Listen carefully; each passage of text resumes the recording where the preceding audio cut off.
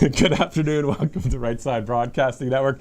Already laughing here at the network because we're having a great day, aren't we? We are having a wonderful day. Looking forward to the Auburn Tigers taking on the massive tournament, which is known as the Final Four. And you'll be traveling there, Matthew Alvarez. Excited to see all of that potential coverage in San Antonio, and laughing because you have to laugh. You got to love life, and that's why we're wearing our Mawa now, I guess, Make America Wealthy Again ties, because green means money and gold and silver inevitably coming back to the United States with everything President Trump did yesterday, Reciprocal Tariff Day, otherwise known as Liberation Day in America. Yeah, so many things happening today throughout the conservative media, and also seeing that President Trump going to that new level for our country when it comes to that new era for the economy.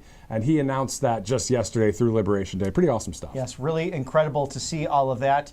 In addition to Liberation Day, those hearings, great job this morning covering everything going on with Dr. Monica Crowley. She will be in a huge role to support President Trump on a number of foreign policy initiatives. And I can't think of a better person to take on the Communist Party of China diplomatically other than David Perdue. I've had the privilege of, being involved in Georgia politics for a number of years now, and to see David Perdue, Kelly Loeffler, the former senators, and of course Doug Collins, the former congressman, in their roles with the cabinet and as future ambassador. Truly amazing to see Georgia not only in play as a state, so goes Georgia, so goes the nation, but to have these three heavyweights really duking it out with those who are far left and who want to do harm to the rest of the world, especially the Chinese Communist Party. Yeah, so it's great to see everything reset for the good of our country yesterday through that Liberation Day announcement at the White House Rose Garden. How awesome was that? That was pretty cool. Outstanding. It was a huge event with the entire cabinet, also many media on hand. And I always enjoy watching on social media just some of our friends in the press and also some of our friends in the administration who take their own home videos with their beautiful phones. So always good to see that. Exactly. All of this brought to you by a number of great sponsors, including Colonial Metals Group. So all you have to do is go to freegoldguy.com/RSBN. You see that information right there on your screen.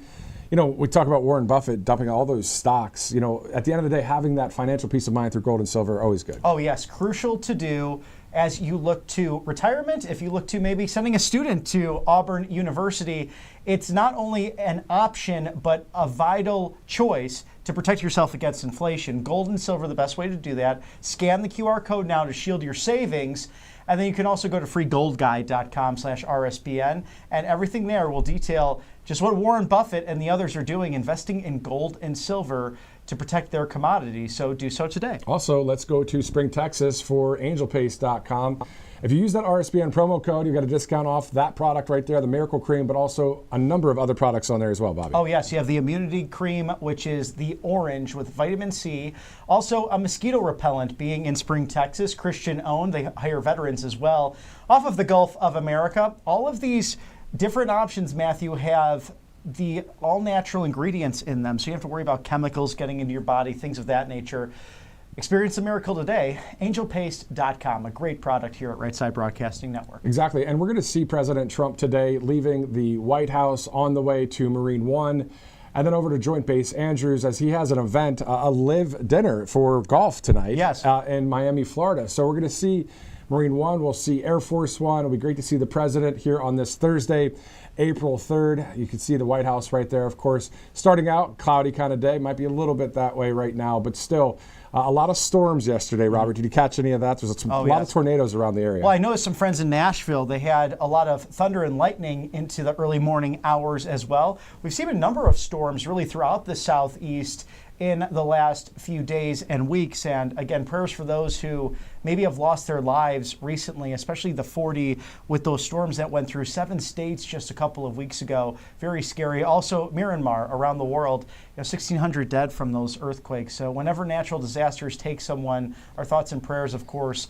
with them. But we seem to see a lot of that lately. So be careful when you're out there. Listen to the meteorologists, and especially if you have a long trip, because I was driving north on Monday morning from the Florida Panhandle, and it was a bit tricky for about an hour getting back to Auburn, but all is well. So watch out when those storms do happen. Yeah, definitely. And of course, we'll monitor anything here at the network as well. And it's always good to see Christina Loren, the RSBN host as well, join us, as she used to be a meteorologist in mainstream media, but now on the right side of history. And you can still predict the weather here on this side, too. Oh, yes, absolutely. It's always good to have a strong meteorologist on your team, as it looks a bit cloudy there over the White House, but it is not doom and gloom as it once was with the AutoPen president. But isn't it nice to have someone who knows what he's doing back in the Oval Office? Yeah, it's great to have freedom restored in this country. It's great to have a great leader like President Trump, but also, again, all of those great cabinet picks that he has.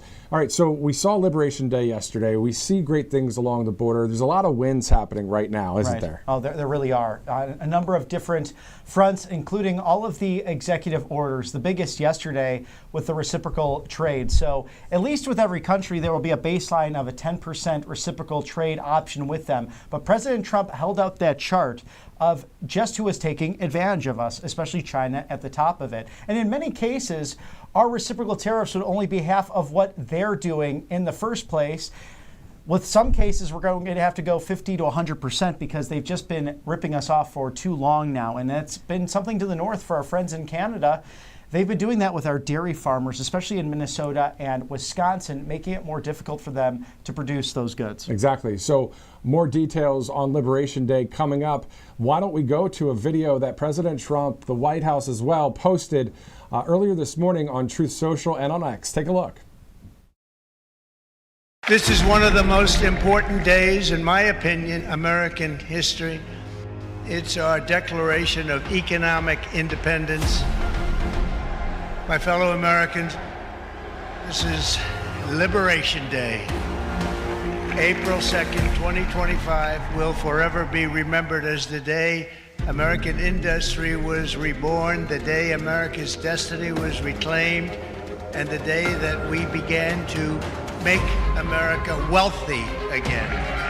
American steel workers, auto workers, farmers, and skilled craftsmen watched in anguish as foreign leaders have stolen our jobs, foreign cheaters have ransacked our factories, and foreign scavengers have torn apart our once beautiful American dream. Our country and its taxpayers have been ripped off for more than 50 years, but it is not going to happen anymore. We are finally putting America first. In a few moments, I will sign a historic executive order instituting reciprocal tariffs on countries throughout the world. We will supercharge our domestic industrial base. We will pry open foreign markets and break down foreign trade barriers. More production at home will mean stronger competition and lower prices. From this day on, we're not going to let anyone tell us that American workers and families cannot have the future that they deserve. We're going to produce the cars and ships, chips, airplanes, minerals, and medicines that we need right here in America.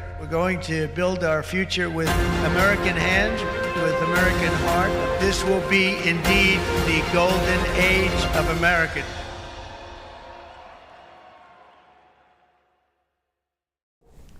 And there it is for you. Many good sound bites from that incredible speech lasting almost an hour in the Rose Garden.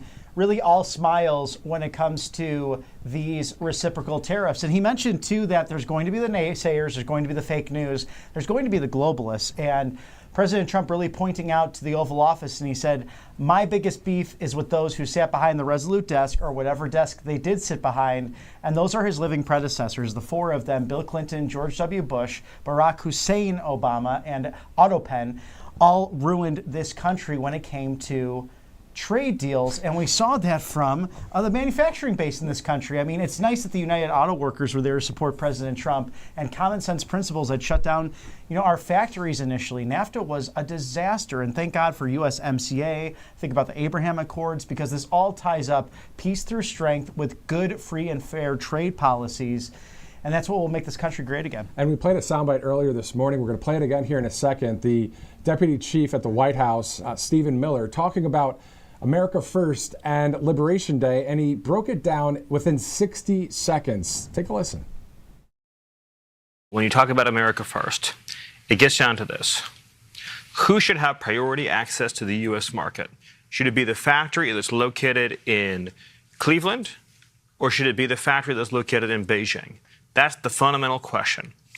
The radical left corporate media, the globalist corporate media that is attempting to criticize this plan take the view that the best place to put your factory should be in Beijing or Shanghai or Bangkok or anywhere but the United States of America. The president's view is we should do everything in our power to make it so that the best place to put your factory is in an American town. So we get all the benefit. We get the economic benefit, we get the social benefit, we get the community benefit, and most importantly, we get the national security benefit of having our critical industries here in America. And that's why we're calling it Liberation Day, because he is freeing us from a global economic system that has made us subservient to foreign nations and foreign powers. It's pretty awesome to see that he could break that down in 60 seconds. Liberation Day, America first. Awesome to see that. And also, Robert, I have to bring this up. You called President, or well, first of all, ex-president or the fake President Biden, you called him Autopen. Mm-hmm. Straight up, that's all you said was the Autopen.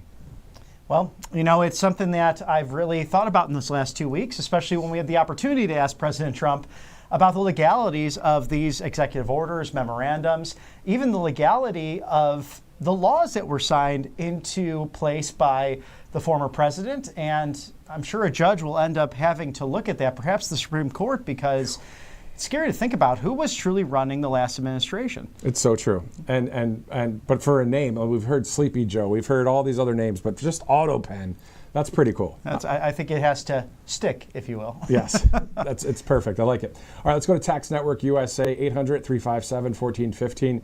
If you're looking to help out with any of those back taxes, these guys can help you do that. Oh, yes, they're outstanding, especially leading up to tax day, sadly, just around the corner. But make sure to settle those today. Protect yourself from the IRS. Tax Network USA Incorporated. That's tnusa.com/RSBN. Or call them today. Do not delay with 800-357-1415. That's 800-357-1415. These are Patriot experts when it comes to property taxes, state and federal income taxes as well.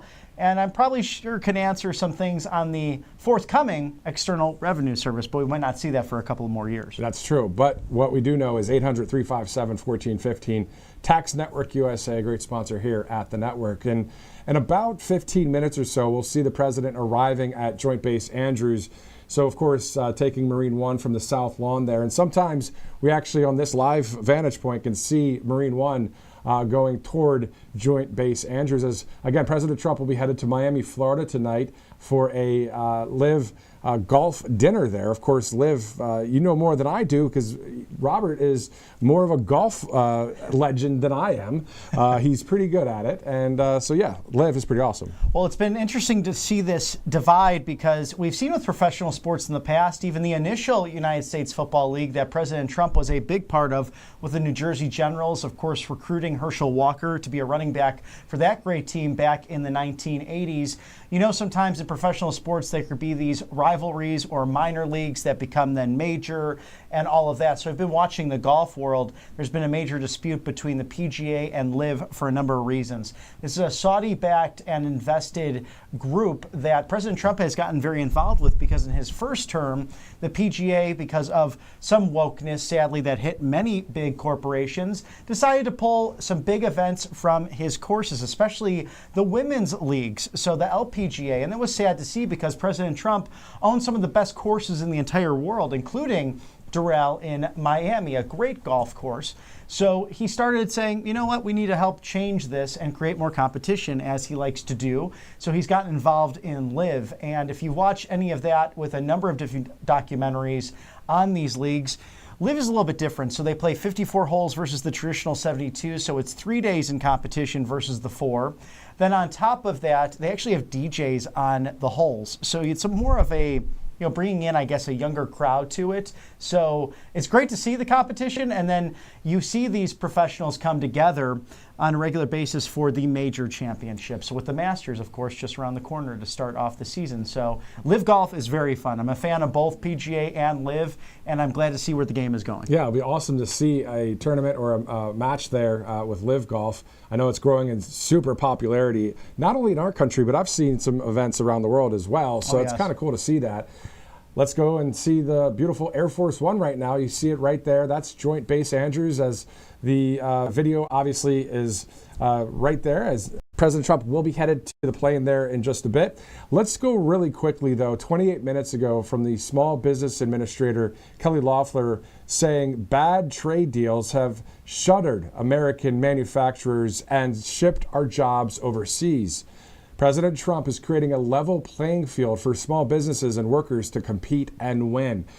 What you're going to see here at Right Side and in conservative media is the complete opposite of what the narrative is on the left side of the aisle, when they are all trying to say how bad the tariffs are and what are you doing. And at the end of the day, rewatch Stephen Miller's soundbite from the White House, because he really breaks down America First and Liberation Day and how that coincides. Yes, and we go back to the McKinley administration, cut short by an assassin's bullet, but then into Theodore Roosevelt's administration. They made money for this country by using tariffs. And then just a few short years later, we had the federal income tax. But as President Trump put it yesterday, roughly from 1775, 1776, that time, the birth of the nation, to 1913, we did not have an income tax.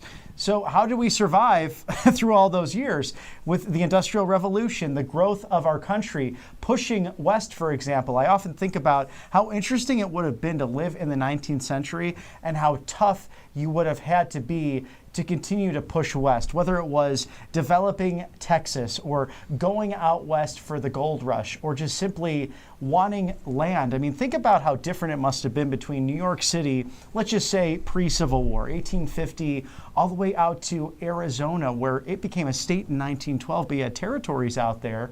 My goodness, what a different world. I mean, the West is still wild, but way back then, you had to be brave to go out there to stake your claims. Yeah, some American pioneers, man. It's wild to see how everything happened in the history of this country. But here we are in 2025, and we know that we have a lot of years with President Trump still to happen here, to 2028, 2029. And in some cases, people say a third, fourth term.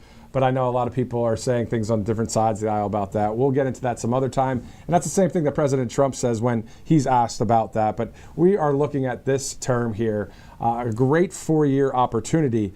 And I was talking about this earlier, Robert. I want to hear your thoughts about the midterms coming up in 26, how important those are for President Trump's agenda to move forward. Oh, yes. Oh, I think the Democrats have clearly shown how far to the left they'll continue to go, to throw the spaghetti at the wall and see what sticks. That's why this 2-year period is so important. And don't get me wrong here. Democrats could win the Senate. They can win the House, especially given these narrow majorities. And they will attempt to impeach and remove this president. Too much is at stake for them because they're so deeply tied to the bureaucratic deep state, the globalist agenda. So get involved, whether it is the local elections, become a precinct captain, get involved in the midterms. If you want to run for office, contact your local GOP, get connected, work in your local, state, and even national networks in order to get that done, because literally, as Elon Musk put it Sunday in Green Bay, Wisconsin, the future of constitutional republicanism, not the party, but federalism, law and order, everything we live under, one nation under God, is on the line. It's truly the difference between constitutional governance and far-left globalism. We don't want that here in this country. We see how it does not work. So we have to remain involved. And that's the thing. As great people like Megyn Kelly has mentioned recently on her podcast, what are we going to do without Trump on the top of the ballot? That's a great question, because he's drawn out a number of supporters. My solution right now, I think personally, J.D. Vance. But regardless, we have a midterm coming up with lower turnout than a regular presidential. Get involved.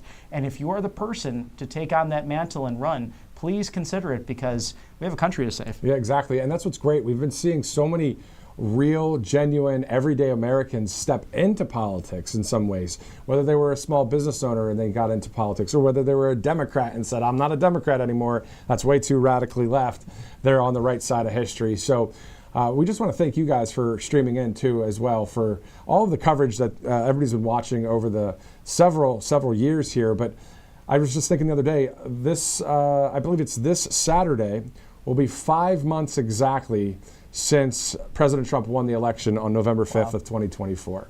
5 months ago, and it's something we talked about a lot here at the network. I mean, think about all the campaign trail, right? For several months. The fork in the road coming up. He won that thing, and now we're 2 months into the presidency. We're seeing a lot of wins out there. I still look back on that. I'm like, wow, what a schedule that was.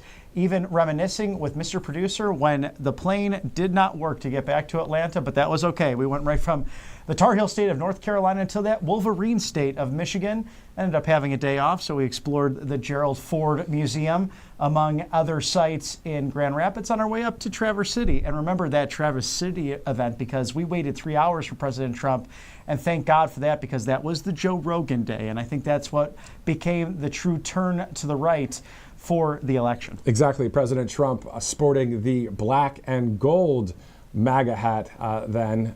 Very cold weather in Traverse City, Michigan. I remember watching you guys up there. I was warm in the studio, but I know that everyone was enjoying that coverage. Now, I did go on the road as well. We had a trip from Alabama to Michigan for Grand Rapids. This was a week after the Butler, Pennsylvania incident. And a lot of the planes, there was some situation where a lot of planes were canceled. So we were figuring out how we were going to get there later in that week.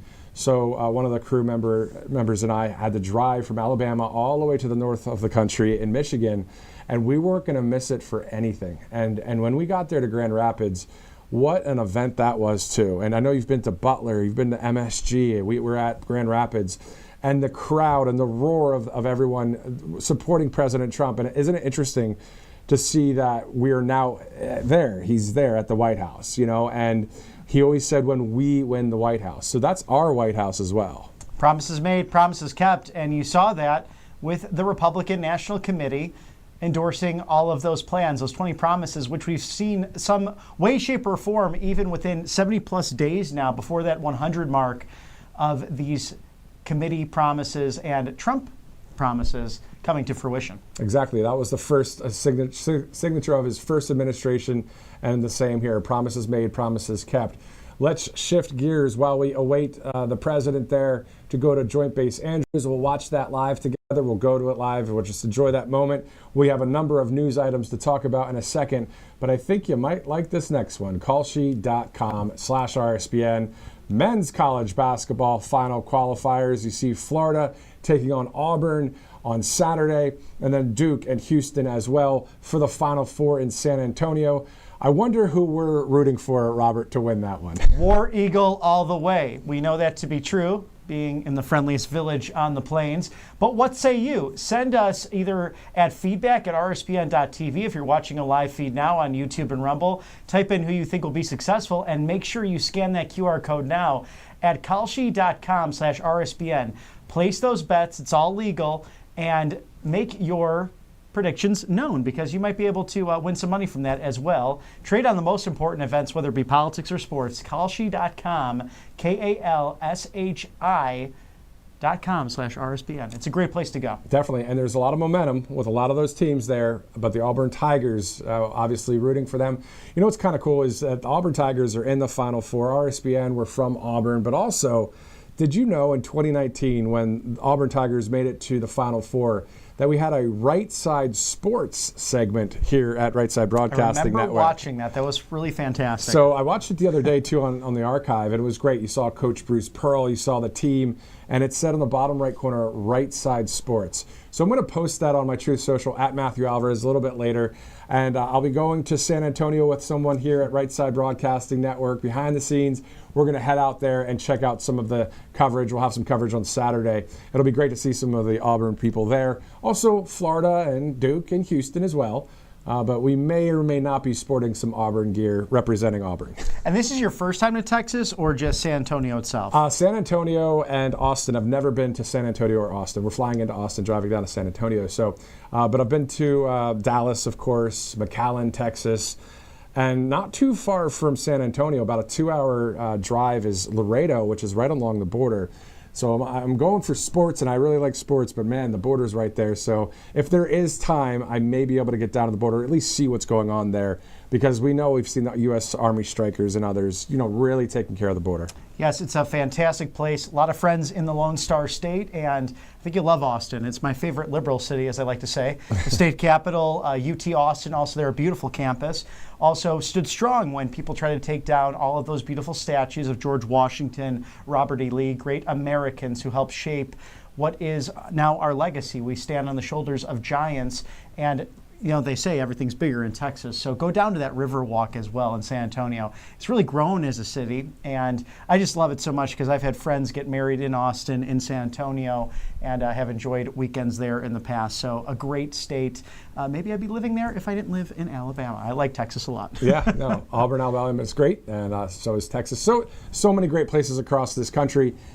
And Robert, maybe when the day that you get married, you should get married in Texas. Why not? Oh, well, we'll see. Maybe if she's from there, that will help the situation. But otherwise, I guess to be determined. So it's a vacation wedding. Isn't that what they call it? Destination wedding, something like that. There you go. We'll see what happens. Maybe Air Force One will take us there. Mr. President, would you like to come? All right, let's shift out of that kind of talk there and get back to politics and some sports here at Right Side. All right, so we see a great picture there of Air Force One. Isn't it awesome to see that President Trump, that's his plane. That is not Harris's plane. That is the plane that we voted for when it comes to the person that's going on that plane, the great President Trump. So it's pretty awesome. Thanks be to God, because I think I'm really trying to remember a time in American history where there was such a difference between the two candidates. Liberty, prosperity, freedom, truly giving power back to the states, giving power back to you, the American people. Oh, and by the way, doing the job for $1 legally each quarter, the rest he donates, versus someone who's always been in government, who is part of the deep state, someone not very smart, someone so obsessed with DEI and skin color and race and dividing people, and just overall a very mean person. Could you have imagined that communist in the White House? And that's not even just a slam because there's political differences. She truly is someone who believes in that far left policy that would have harmed countless people. She's harmed people throughout her career. We saw that when she was a DA in San Francisco, and I pray to God that she doesn't even run for governor of California. Please go away, because your policies are no longer welcome in this great country. The majority of America agrees with you, Robert, with that. I mean, we saw the election results, we saw the too big to rig results, and we saw how we just see it. It's kind of common sense. It is common sense. Right. You want safety, you want more wealth, you want more health, you want your constitutional rights, you want all of that. You want the Bill of Rights, of course, the amendment to the Constitution. But anyway, so we're happy to see some great wins by this president. And speaking of those, President Trump's peace through strength is correcting course and driving results. We see that all we really needed was a new president. Right. At the end of the day. Yeah. After President Trump demanded action, Mexico committed 10,000 of its own troops to our southern border. Canada deployed 10,000 of its own personnel to the northern border. President Trump designated deadly drug cartels and vicious transnational gangs as foreign terrorist organizations. This list of wins by peace through strength, the agenda that he has, again, there's so many things to report. And all you'll get on the left-wing media is, we don't like his trade, or we don't like it's just a bunch of bogus. It really is. And he is so right in that we simply just needed a change in command. And rarely do you have that opportunity to look back 4 years prior and say, okay, this went right, this went wrong, and then someone was willing to return to do the job, as President Trump so bravely did. And what I like to point out, too, are those deep staters, even within the Republican Party, who said, he can't win, and the big corporate types who hate tariffs. The joke's on you, and now you are reaping the benefits of it. So that's what President Trump wanted to accomplish, wanting to be representing the entire country, and he's doing so well at that. Exactly. What a great job he's doing, and we're watching it every day here at Right Side Broadcasting Network. Let's go to that 60-second breakdown once again, as soon as it's ready, from the Deputy Chief of Staff at the White House, Stephen Miller, breaking down America First and Liberation Day in less than a minute. Let's go to that video. When you talk about America First, it gets down to this. Who should have priority access to the U.S. market? Should it be the factory that's located in Cleveland, or should it be the factory that's located in Beijing? That's the fundamental question. the radical left corporate media, the globalist corporate media that is attempting to criticize this plan take the view that the best place to put your factory should be in Beijing or Shanghai or Bangkok or anywhere but the United States of America. The president's view is we should do everything in our power to make it so that the best place to put your factory is in an American town. So we get all the benefit. We get the economic benefit, we get the social benefit, we get the community benefit, and most importantly, we get the national security benefit of having our critical industries here in America. And that's why we're calling it Liberation Day, because he is freeing us from a global economic system that has made us subservient to foreign nations and foreign powers.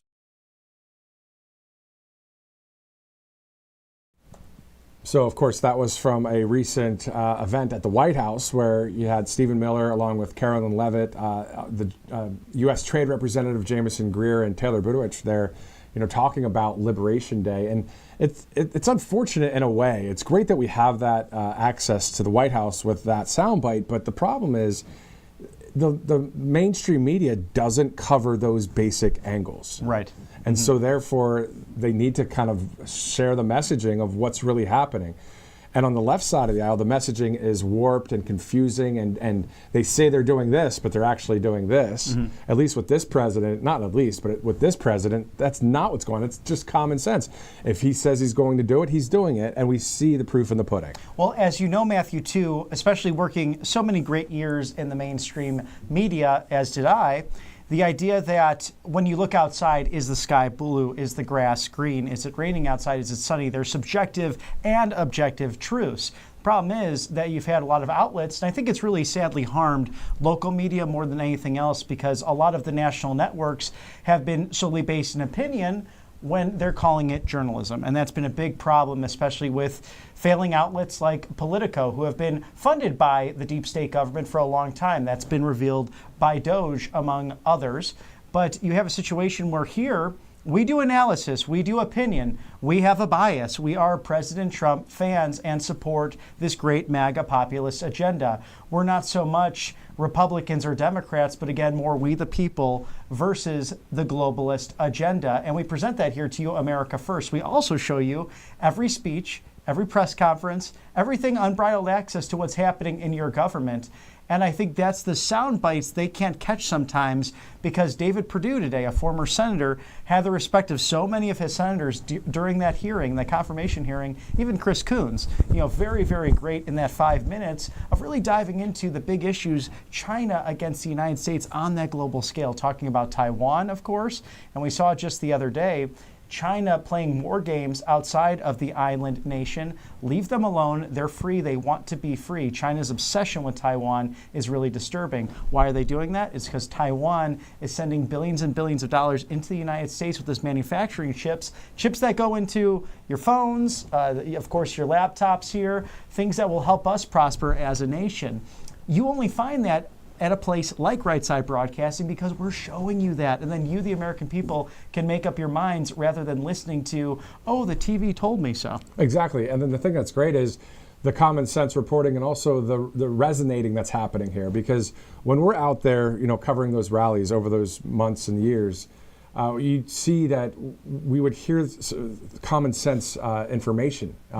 We want the border to be closed. We want the economy to be better. It's the basic stuff. Exactly. We want our constitutional rights to be intact. These are the common sense, values that we have. So why be confusing about it? Why try and spin something that's so anti what the truth is? And I think what they do is the reason why they always continually do that is because Marxism and communism and Darwinism, in a way, all connected to really just have the few people have the power and the control, as my one buddy said the other day. That's really what it's about, is just to have that few people in control, and all of us, we just say, yes, sir, yes, ma'am, we will follow. Nuh-uh, that's not we the people. Right, and that's, really something that is the human condition in a sense throughout human history, those who want power and control over others, but there was a group of men, our founding fathers, who stood up and said, no, we can self-govern. We have to recognize that it must be a moral nation, that it must be one that sees its rights coming directly from God on high. It was a liberal revolutionary idea at the time in many ways, and also laughed at because these 13 colonies that were rather weak on the world stage up against the most powerful empire known to man at that time, the British Empire. And they changed the course of history because they were brave, they were bold, and they said, enough is enough, and we can do this better. And thank God they had that vision. 250 years later, can you imagine a world without America? It's quite scary to think about. Can you imagine a world, and I hear you, and I'm not trying to one-up you on this one at all, but can you imagine a world without Donald Trump? No. Quite frankly, and that's an excellent point, because someone who recognized, we got to do this better. We've done it better in the past, and let's get back to those roots of common sense. And he's done that. And it's not necessarily conservative nor liberal in the traditional sense, but more about this works well for America, so we're going to put that first. And his cabinet executing on that on every level. And exactly, and it lines up with conservatism, and it lines up with the Constitution. So it's a win-win, and it feels good to win. It's okay to win. I know that a lot of people are kind of against Tom Brady because he's winning all the time. He had all these Super Bowls, and I kind of get that within the sports. But you know what? You can't hate a guy that wins. Right. Stop hating on winners. Right, exactly. And I could tell you, if you ask Mr. Brady probably if he loves to win more or if he hates to lose, I would guess his answer would be hating to lose. Right. Because that's how I am. Everyone loves to win, but do you really hate to lose? And I hate losing. So does Tom Brady, so does Donald Trump. So win, win, win all the way up to Air Force One. Yeah, exactly. So, and again, tell us about the time that you were on Air Force One there. So that's the exact plane that you're on, I'm sure, because it looks the same, 757, right? Yes, sir. Just on the class there, the 2900. You see that on the back of the plane. Something that was interesting, just the details, but you can't see it right now, but right under the wing is USAF, so United States Air Force. That was cool. And then we were on the other side, sitting really in the back of the plane, but everything in there, every chamber is like flying first class. I mean, just incredible ushers, incredible staff. Thank you again to President Trump and to the entire White House staff for your camaraderie, your hospitality. What a wonderful weekend with colleagues, and to have the chance to meet with and speak to the most transparent president in history. But I looked out on the tail, and you could see there, and this is known for many details, but the infrared cameras that scan the skies. You are in the safest place in the world on Air Force One. There's no question about that. What that plane can do is just rather remarkable. It is pretty awesome. So quite awesome that we had access here at Right Side on that plane, but also, I mean, at the end of the day, having access to the White House there, showing you the Oval Office when it comes to all of the executive orders signed and all of the information that we get here at the network from the White House. It's just great to be a part of a journalism now that is not liberal media. It's conservative media versus liberal media. We know liberal media is kind of going away in a way because people aren't watching as much. The ratings are dropping. At the end of the day, let's go to a couple of President Trump's Truth Social posts. But before we do, mypillow.com/RSBN. As you guys know, there are more than 2,000 products right there to check out. All you have to do is go to mypillow.com. Yes, save 50% now on the Giza Dream Sheets, the Paracail Sheets as well. Queen size going for $29.98. That's a great deal. I mean, sometimes you go out to lunch or dinner nowadays, and it's a lot more than that. So talk about something you can actually invest in, because if you want a good day, it starts with, a great night's rest. And Mr. Mike Lindell and MyPillow champions at this, whether it's this spring sheet sale or those MyPillow slippers to the original MyPillow. It's great. It's comfortable, and they know what they're doing, especially with the towel sets as well. I mean, it will wipe up any excess dampness or wetness. I mean, it's incredible what he's able to produce in Minnesota right here at home. So support Mike Lindell and RSBN. Shop now today. MyPillow.com/RSBN. 2,000 items for up to 50% off. We love Mike Lindell here at the network, and we got to have him on soon because we need a decision. We hope it's here first at Right Side Broadcasting Network. Will he run for governor of Minnesota come 2026? It's sounding like he is going to, according to some reports. He may have said something, so we'll get that double confirmed, or at least confirmed, solidified here on the network as we can ask if you'd like to come on the show. It'd be great to see him. MyPillow.com/RSBN. All right, so President Trump about 5 hours ago said, quote, "The operation is over. The patient lived and is healing." referring to yesterday with Liberation Day. He says here, the prognosis is that the patient will be stronger, actually be far stronger, bigger, better, and more resilient than ever before. Make America great again. So we're seeing these huge pillars. We're seeing the economy. We're seeing the border. We're seeing our constitutional rights. We're seeing law and order. We're seeing all these things that we voted for, and we're seeing it come to pass. We do, and a number of people want to see some justice be served for those that have broken the law when it comes to some of the attacks against President Trump and against we the people as well. That's something that I believe people want to see as well. Yes, and especially as we dive into the Crossfire hurricane records that are now for the public's view. And it's great to see the transparency taking place in this administration, along with Congress and Chairwoman Ana Plino Luna looking deeply into a number of the national secrets, whether it be from the FBI or CIA, over the course of the last 50 years. And to heed the words of President Eisenhower as he exited office, beware the military-industrial complex. They have an agenda, and he was right about that. We've seen that in a number of different ways over the years. So whether it be the 9/11 files, to the JFK assassination, RFK to MLK, of course, Crossfire Hurricane, as well as others, sadly, we've had people weaponize our Department of Justice, and that is now coming to an end. Thanks be to God. Yeah, amen. So we're seeing a lot of wins, and we're covering it here with you on Right Side Broadcasting Network. Speaking of that, let's go to the video from just yesterday. Actually, it was aired today by the White House and the President on Truth Social and X. It's a video about yesterday. It's a Liberation Day video. Take a look. This is one of the most important days, in my opinion, American history. It's our declaration of economic independence. My fellow Americans, this is Liberation Day. April 2nd, 2025 will forever be remembered as the day American industry was reborn, the day America's destiny was reclaimed, and the day that we began to make America wealthy again.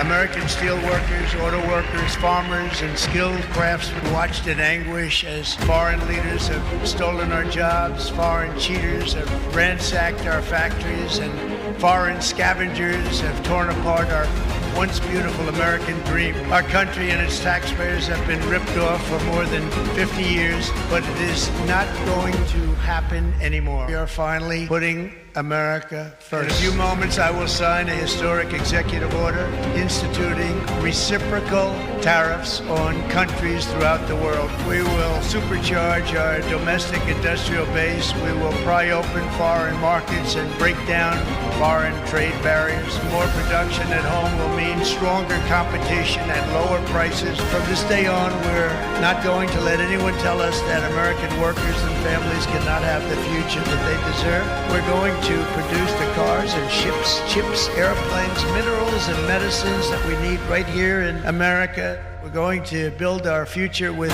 American hands, with American heart. This will be indeed the golden age of America.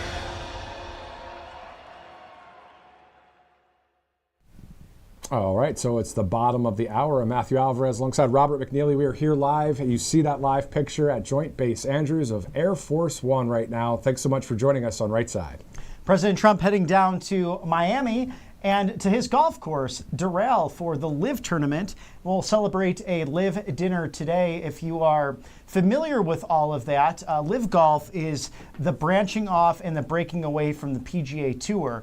They're currently in negotiations to reunify that. This is a Saudi-backed organization, and it really brings golf into, I guess, the 21st century in a way. It shortens the schedule, and you have golfers like Brooks Koepka, Bryson DeChambeau, if you remember the great highlights from the campaign of Bryson and President Trump playing at Trump International in Palm Beach.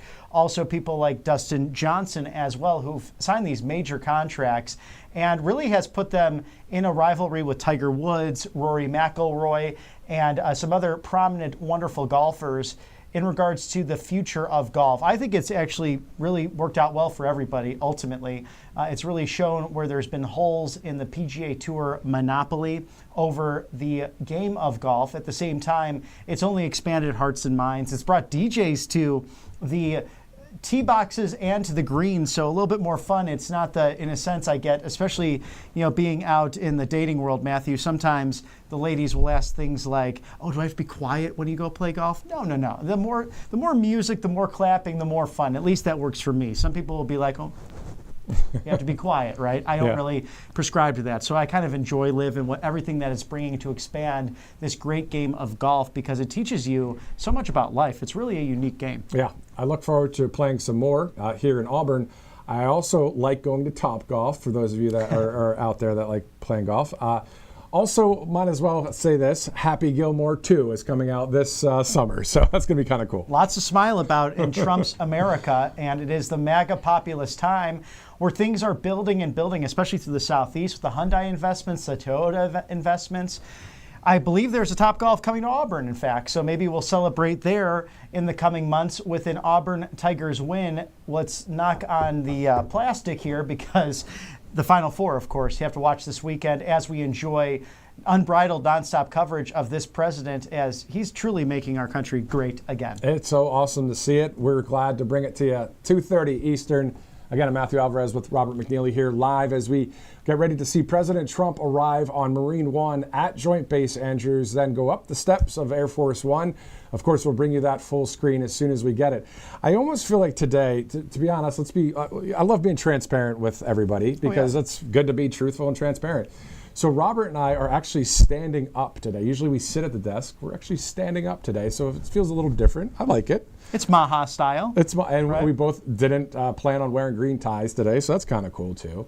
And then also, I feel like this is like a SpaceX NASA kind of feel, because they usually stand up right next to each other and they talk about all of the great launches. Have you watched any of the launches recently? Oh, yes. No, they're outstanding. And then I was actually kind of laughing because Norway launched a rocket recently, which is, I guess, a rival company. I'm not sure on the name of that, but I saw that exploded. They said it was successful.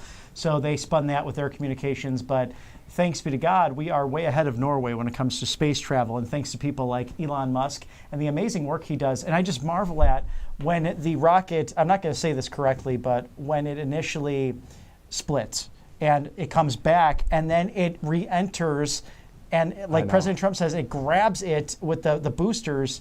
Wow. Because that used to be lost to space in the past of the Apollo missions, and now we can reuse all this. So talk about someone who is the purveyor and knows green energy and knows how to do it right, but yet he has all these eco-terrorists kicking Cybertrucks. I even saw a video this morning.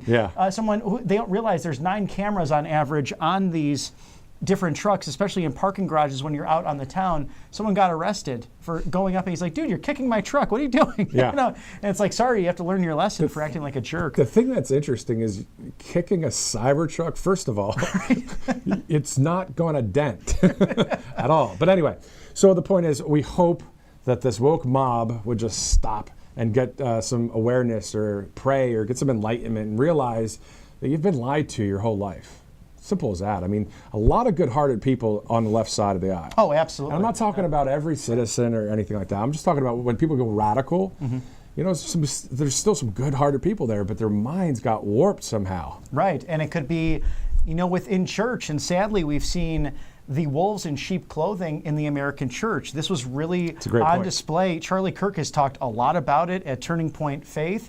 You have some great pastors out there, but regardless of denomination, you have some people, speaking up a Marxist agenda, saying that was Jesus's way, and then you read the Bible, and it's not. It's about free will ultimately, and God willing, we all turn our hearts to Him and choose Him as He ripped open that veil for us to be with Him in eternity. I mean, that is of our own choice, though. That's the humility of God. And you have pastors out there who are preaching this message and saying, go out there and use force if necessary. And it's like, what are you doing? You're using your mantle to preach hatred and really Satan's agenda, ultimately. So really think about that, especially with private property rights. This is inherently John Locke, the traditional liberal values that built this great nation, all Christian-based, Judeo-Christian principles.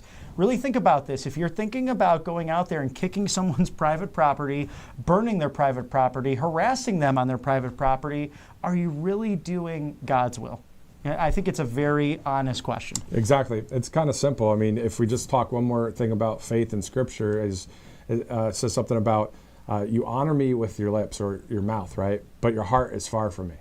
God knows, you can't fool God. So Amen. At the end of the day, right? So thank God for his grace and forgiveness and died on the cross for us, raising again on the third day. And I know that many of you that watch are Christian, Catholic, and of faith, and some of you that aren't that, thank you so much for watching with us, because at the end of the day, we're conservatives, most of you that are watching, and we want our country to win and succeed and to be able to practice our faith. And if you don't want to practice faith, that is anybody's choice, right? Right. We have free will here, and that's the way it ought to be. It's something that is not done by force. And that's what's so different with the right and the left in this country. The far left, they want it to be done by force. And you see that with communist and socialist movements happening throughout our country. But the biggest person who has stopped their advancement, President Donald Trump, who's getting ready to board that beautiful plane, which will become call sign Air Force One once he boards. And it looks like the press pool is out there, so that must mean that he's relatively close, probably flying Marine One over to Joint Base Andrews, and we'll see if he stops for a couple of questions. Exactly. And so if he does stop, we'll have that here live for you. Also, the White House just sending out support grows for President Trump's America First reciprocal trade plan. One day after President Donald J. Trump announced a new chapter in American prosperity, support continues to roll in for his bold vision to reverse the decades of globalization that has decimated our industrial base. So here's what some people are saying. American Compass chief economist Orrin Cass says, the new policies announced by President Trump confirm the end of the disastrous WTO era and lay the groundwork for a new set of arrangements in the international economy that prioritize the national interest and flourishing of the nation's working families. So we see a number of people here from all walks of life when it comes to the economy, economists all over the place, saying this is actually a really good thing that this is happening. Oh, yes. Did you see that chart that he held up, the president, right? And you see these other countries with the percentage that they charge us on a tariff versus what we charge them. And still, we're charging less still. Yes. So it's not, Right. I mean, and some of them are equal, like, Great Britain's 10%, we have 10%, we charge each other that. But he could have went all out.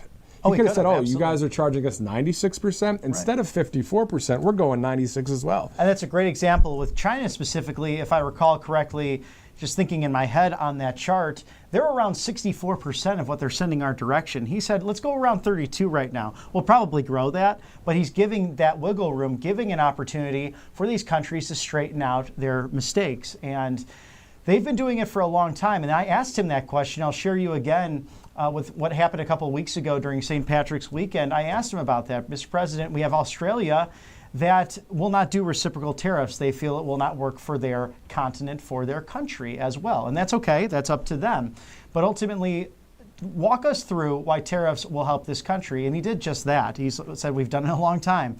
And we've done it all the way up until 1913. It will bring tremendous wealth back. And by the estimates of the White House, over $6 trillion, at least in the short term. So think about this, by the end of his term, if Congress gets its act together, we could see trillions and trillions of dollars brought back into America. We know billions are already pouring in, whether it be the Saudi Arabians, the Koreans, the Japanese, all working together as allies and friends in order to help all of our nations prosper. Exactly. Most likely they're hearing Marine One in the distance at Joint Base Andrews, the camera crews there.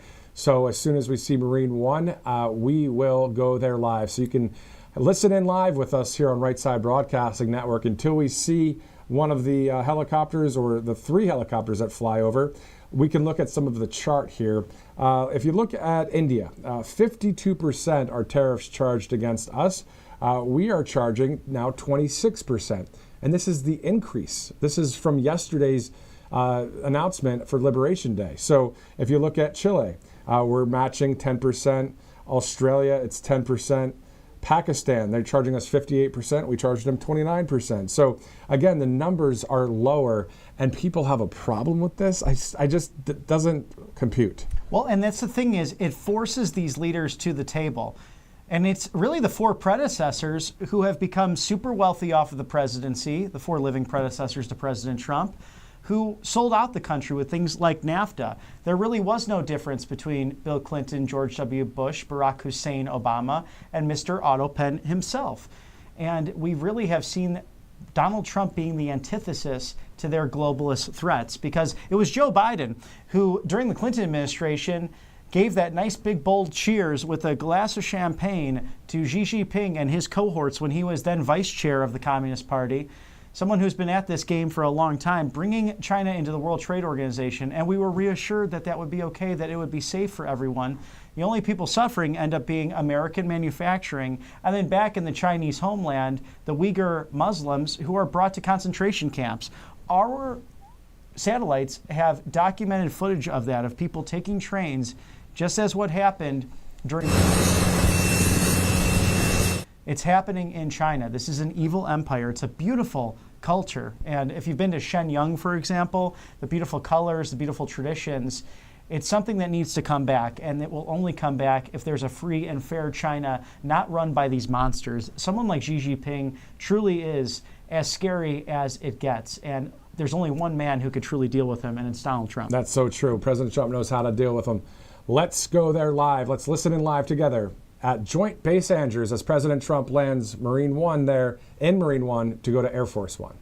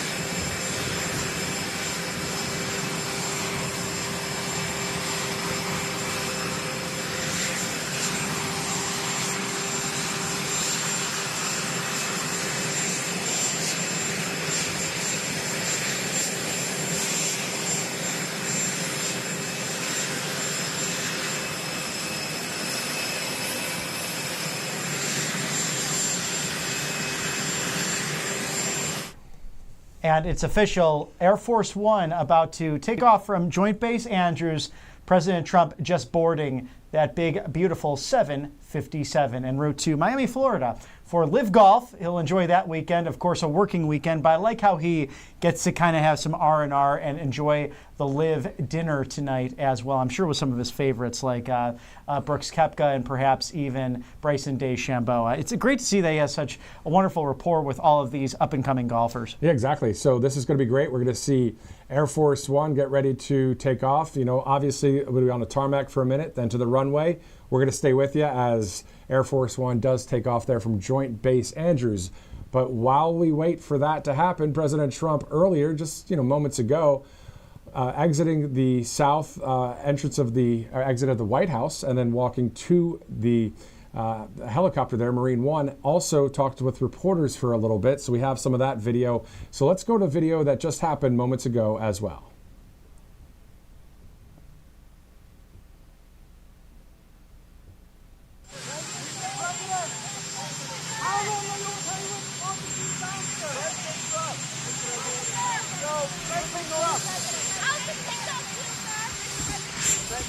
We're going to see the big golf tournament at Doral. I'm speaking tonight for charity, and then we'll be coming back here pretty quickly, but they're having a big event, and a lot of charitable causes are involved, so we look forward to that. It's in Miami at Doral. President Trump, the markets today are way down, the worst day in years because of the tariffs. So how's it going? I think it's going very well. It was an operation, like when a patient gets operated on, and it's a big thing. I said this would exactly be the way it is. We have $6 or $7 trillion coming into our country, and we've never seen anything like it. The markets are going to boom, the stock is going to boom, the country is going to boom, and the rest of the world wants to see, is there any way they can make a deal? They've taken advantage of us for many, many years. For many years, we've been at the wrong side of the ball, and I'll tell you what, I think it's going to be unbelievable. The thing that people have to talk about, we're up almost to $7 trillion of investment coming into our country, and you'll see how it's going to turn out. Our country's going to boom.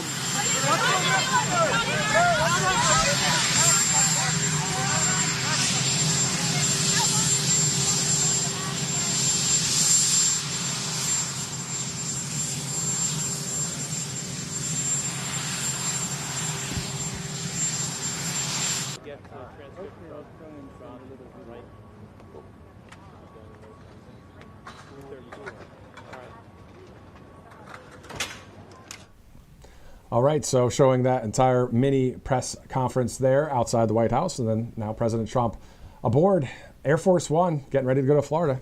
Always a great place to be, the Sunshine State, the free state of Florida, in fact, and should be a great event down at Doral, a beautiful golf course. Please feel free to check that out when you can. It's a public course. Oh, that's awesome. That's really cool. I'd love to check it out. I'd like to see Mar-a-Lago one day, too. I mean, at the end of the day, Florida, gorgeous, whatever coast you're on and all that. But it does get a bit humid and hot over the summer, of course, and there's some rainy seasons. But outside of that, you've got the beautiful ocean and a lot of great golf courses there.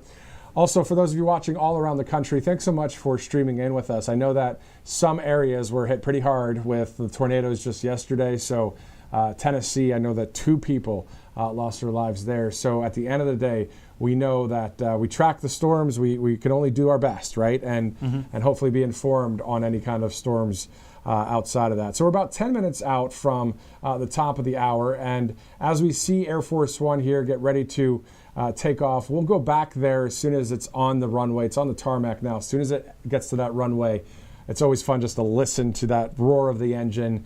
And if you like Top Gun music, you might want to play that in the background as we see President Trump take off here in just a minute. Yes, always great to see the discipline, the salutes from the United States Marines and United States Air Force, who are entrusted with protecting our president and his transportation. Really, Air Force One, the icon of the skies and showcasing democracy really for the world and everything that is special about our great country. I'm also curious to see if that redesign will happen with the display that he has of the newly revamped Air Force One. Maybe that'll come by the end of the term, maybe sooner than that. That'd be awesome. It would look great. And still, at the end of the day, it's still great that we know that the Commander-in-Chief is inside that plane, the Air Force One, right there, getting ready to take off from Joint Base Andrews.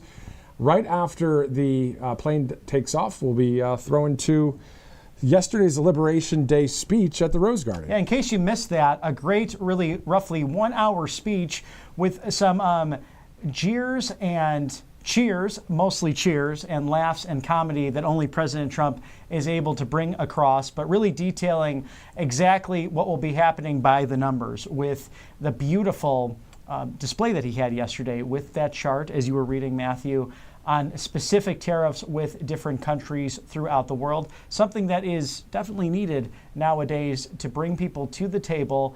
And it's really, as Stephen Miller put it, ultimately about our national security. So this is why it matters. And as President Trump said, for the fake news, for the globalists and those corporate types who are saying this will not work itself out, and you could hear some of those grunts from media when they were in the Rose Garden, but they were drowned out by the cheers, of course. This will work. It has worked in the past. Historically, it will work once again. And you have this baseline now of 10% tariffs across the board. I'm excited to see the wealth it brings our country. Exactly. And so you'll be seeing Robert here as well with coverage after the plane takes off in a bit and after the Rose Garden speech, as we will see President Trump landing in Florida and continuing coverage. So we will stay live here at Right Side Broadcasting Network. So what we're going to do is let's go there to Joint Base Andrews, watch the plane take off, and then I'll have a few programming notes for you right after we come back from this moment as we enjoy it together live on this Thursday, April 3rd. Take a look.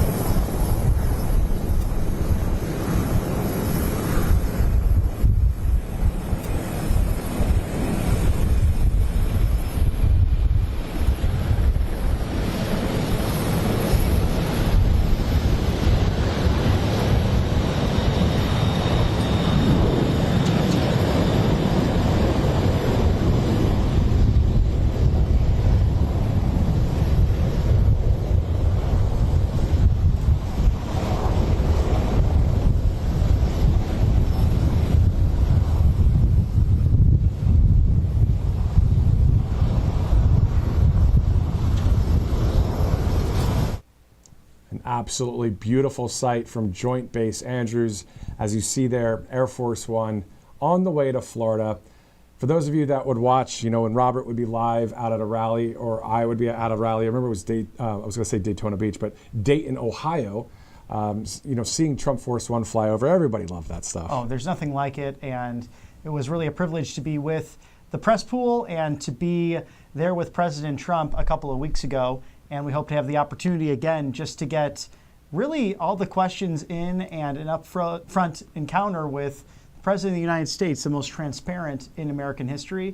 And that's why he did not necessarily go up to them underneath the wing, because he talked to the press right beforehand as he was leaving the White House. It's really something much different than what we have seen in the past from living predecessors. I can't think of the other ones really stopping that often. They would wave and they would just keep on going, but this man stops every time to talk to the press and in turn talk to you, the American people, to give you exactly every up-to-the-minute bulletin of what's happening at this White House. The other ones just had so much to hide. They don't want to talk too much. They were kind of probably sick of lying all the time. But anyway, I digress. And I'm not saying everything they said was a lie, but there's a lot. But anyway, so President Trump's out there. There's nothing to hide. He's saying, okay, right. Well, this is what we're doing.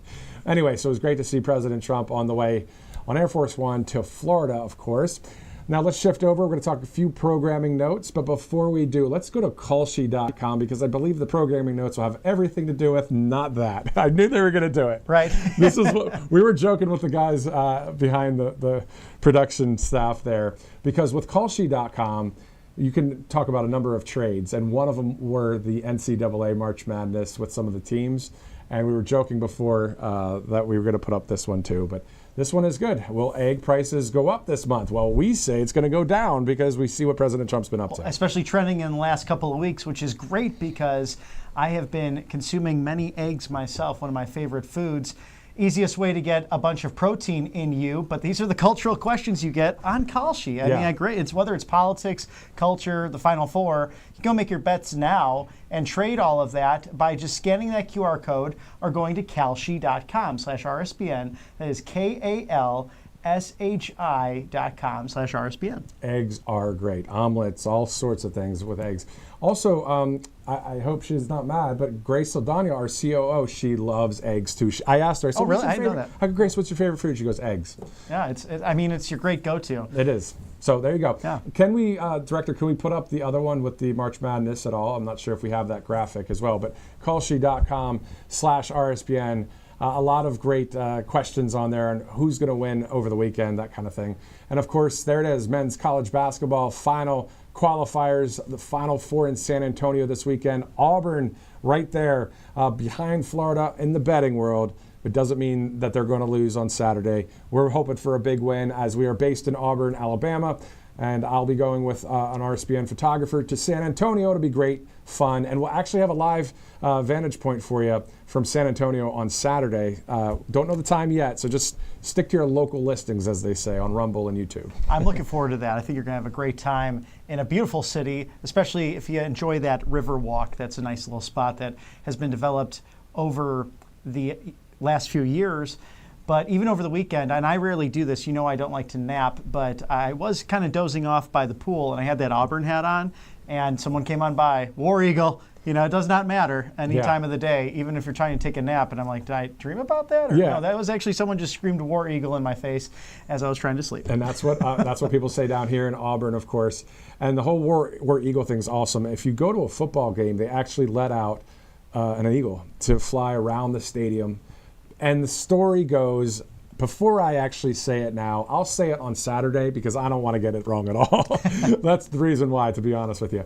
But it'll be awesome to see that game on Saturday. And if they win, then they'll be playing on Monday night for the championship. So quite awesome coverage coming up. But of course, right here on Right Side Broadcasting Network as we're at the top of the hour. Yes, and President Donald Trump has just departed Joint Base Andrews en route to Miami, Florida for his golf course at Doral, a great course to enjoy. And if you visit, you might catch someone really awesome, including the president. But we're going to enjoy Live Golf over the weekend as well. This is such a great springtime for sports. It's a revival. We're celebrating Lent leading up to Easter, of course, spiritually, but you have the Masters tournament around the corner as well. As you see that Emerald Isle green, the green Maha Mawa ties we are wearing today, because America is healthy, it is wealthy, each and every day getting better because of this administration. There's no question about that. It's so awesome. You know what's great is, individual responsibility. We have a responsibility to eat the best we can, right? Be healthy, work out,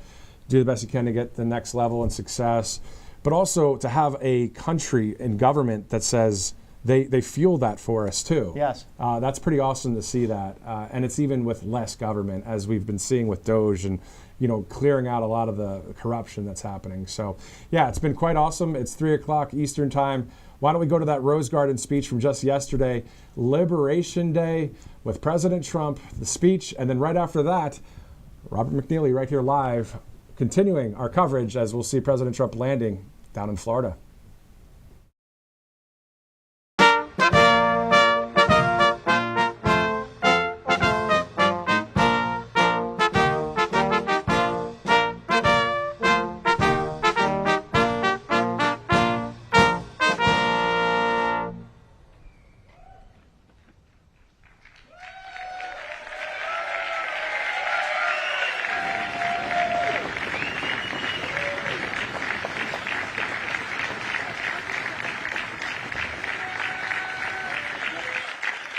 Thank you very much.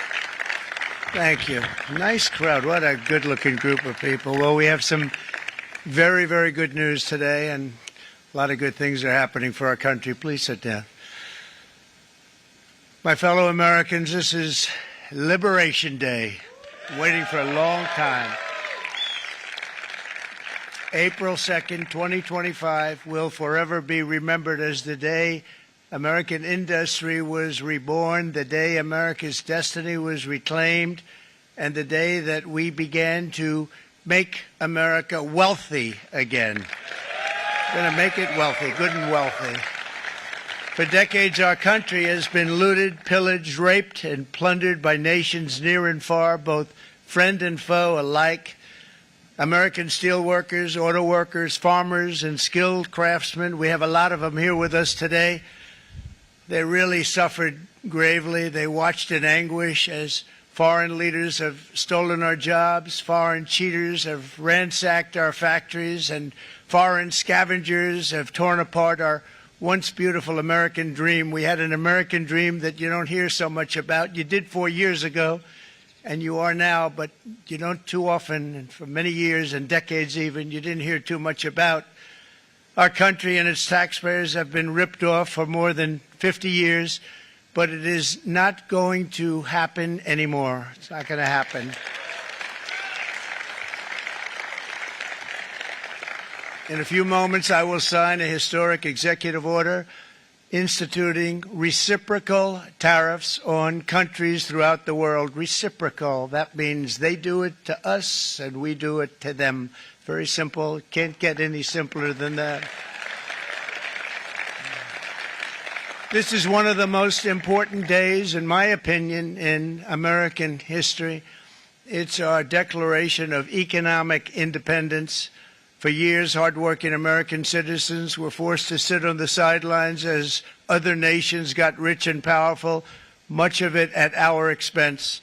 But now it's our turn to prosper, and in so doing, use trillions and trillions of dollars to reduce our taxes and pay down our national debt, and it'll all happen very quickly. With today's action, we are finally going to be able to make America great again, greater than ever before.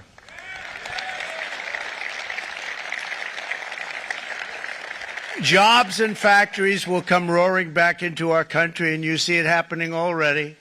We will supercharge our domestic industrial base. We will pry open foreign markets and break down foreign trade barriers. And ultimately, more production at home will mean stronger competition and lower prices for consumers. This will be indeed the golden age of America. It's coming back. We're going to come back very strongly. We're pleased to be joined on this momentous occasion by Vice President J.D. Vance. J.D., thank you. Thank you. Thank you very much. Where are you, J.D.? No, that wasn't too hard to find. I was looking, he likes to take a low-key attitude, so usually we sit right in front. He's gaining a lot of confidence, Mike, isn't he? And nearly my entire cabinet is here, as well as Speaker Mike Johnson, who's done an amazing job. And with the great success we had last night in Florida, we have a majority of 7. And 7's like a lot when we had it at 1, right?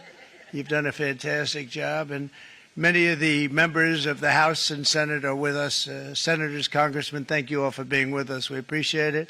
For decades, the United States slashed our trade barriers on other countries, while those nations placed massive tariffs on our products and created outrageous non-monetary barriers to decimate our industries. And in many cases, the non-monetary barriers were worse than the monetary ones.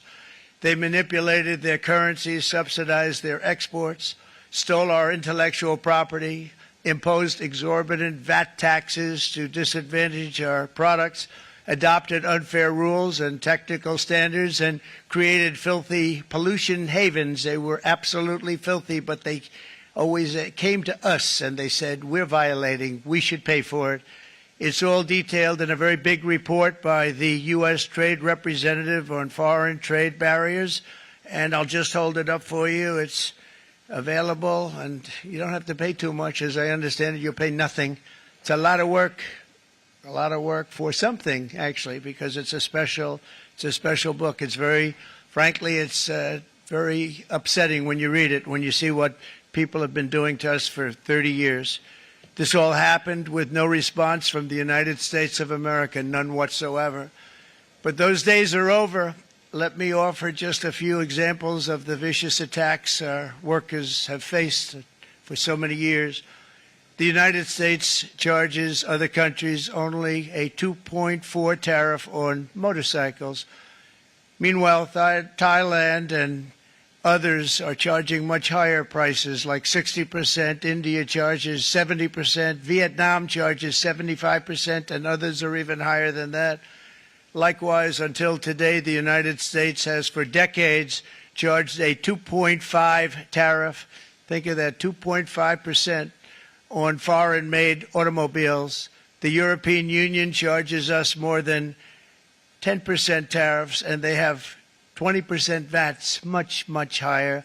India charges 70%, and perhaps worst of all are the non-monetary restrictions imposed by South Korea, Japan, and very many other nations. As a result of these colossal trade barriers, 81% of the cars in South Korea are made in South Korea. 94% of the cars in Japan are made in Japan. Toyota sells 1 million foreign-made automobiles into the United States, and General Motors sells almost none. Ford sells very little. None of our companies are allowed to go into other countries. And I say that, friend and foe, and in many cases the friend is worse than the foe in terms of trade. But such horrendous imbalances have devastated our industrial base and put our national security at risk. I don't blame these other countries at all for this calamity. I blame former presidents and past leaders who weren't doing their job. They let it happen, and they let it happen to an extent that nobody can even believe. That's why, effective at midnight, we will impose a 25% tariff on all foreign-made automobiles.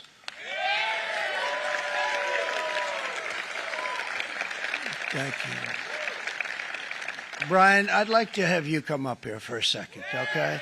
I just see him sitting. He's been a fan of ours, and he understands this business a lot better than the economists, a lot better than anybody. Brian, say a few words, please, would you? Thank you, Mr. Thank you. It's a great honor to have you. Thanks. Thank you, Mr. President. I grew up just north of Detroit, Michigan, in Macomb County, known as the home of the Reagan Democrats. My first vote for president was for Ronald Reagan. I thought that was going to be the best president I ever saw in my lifetime until Donald J. Trump came along. I have watched my entire life, I have watched plant after plant after plant in Detroit and in the Metro Detroit area close. There are now plants sitting idle. There are now plants that are underutilized, and Donald Trump's policies are going to bring product back into those underutilized plants. There's going to be new investment. There's going to be new plants built. And the UAW members, and I brought 20 of them with me, they're sitting right over here. We support Donald Trump's policies on tariffs 100%. So, Mr. President, we can't thank you enough. And in 6 months or a year, we're going to begin to see the benefits. I can't wait to see what's happening 3 or 4 years down the road. Thank you, Mr. President. What a great guy. He got it right from the beginning. He got it before almost anybody else. This group over there, they got it too. And you know, we won the state of Michigan. We won almost all of them, but we won Michigan by a lot. And I want to just thank you all. The auto workers were fantastic. The Teamsters were fantastic. Everyone was pretty good, I will tell you. Thank you very much. I appreciate it. You're going to be very happy very soon. And you probably see what's happening with all of the, not only car companies, but car companies in particular. You see it with all of the ones they're moving, they're announcing day in, day out. You're seeing it. Nobody's ever seen anything like that. With today's actions, we're also standing up for our great farmers and ranchers who are brutalized by nations all over the world. Brutalized. Canada, by the way, imposes a 250 to 300% tariff on many of our dairy products. They do the first can of milk. They do the first little carton of milk at a very low price, but after that it gets bad, and then it gets up to 275, 300%. So when they're figuring what's Canada charging, they say, oh, about 2%, 3%. But take a look at what happens down the road. When you look a little bit, it's not a pretty picture, and we don't like it, and it's not fair. It's not fair to our farmers. It's not fair to our country. And with countries like Canada, you know, we subsidize a lot of countries and keep them going and keep them in business. In the case of Mexico, it's $300 billion a year. In the case of Canada, it's close to $200 billion a year. And I say, why are we doing this? Why are we doing this? I mean, at what point do we say you got to work for yourselves, and you got to? This is why we have the big deficits. This is why we have that amount of debt that's been placed on our heads over the last number of years, and we're really not taking it anymore. Through non-tariff barriers, the European Union bans imports of most American poultry. You understand? They say, we want to send you our cars, we want to send you everything, but we're not going to take anything that you have. Australia bans, and they're wonderful people and wonderful everything, but they ban American beef, yet we imported $3 billion of Australian beef from them just last year alone. They won't take any of our beef. They don't want it because they don't want it to affect their farmers. And you know what? I don't blame them, but we're doing the same thing right now, starting about midnight tonight, I would say. And China charges American rice farmers an overquota, it's called, a tariff rate of 65%. South Korea charges 50.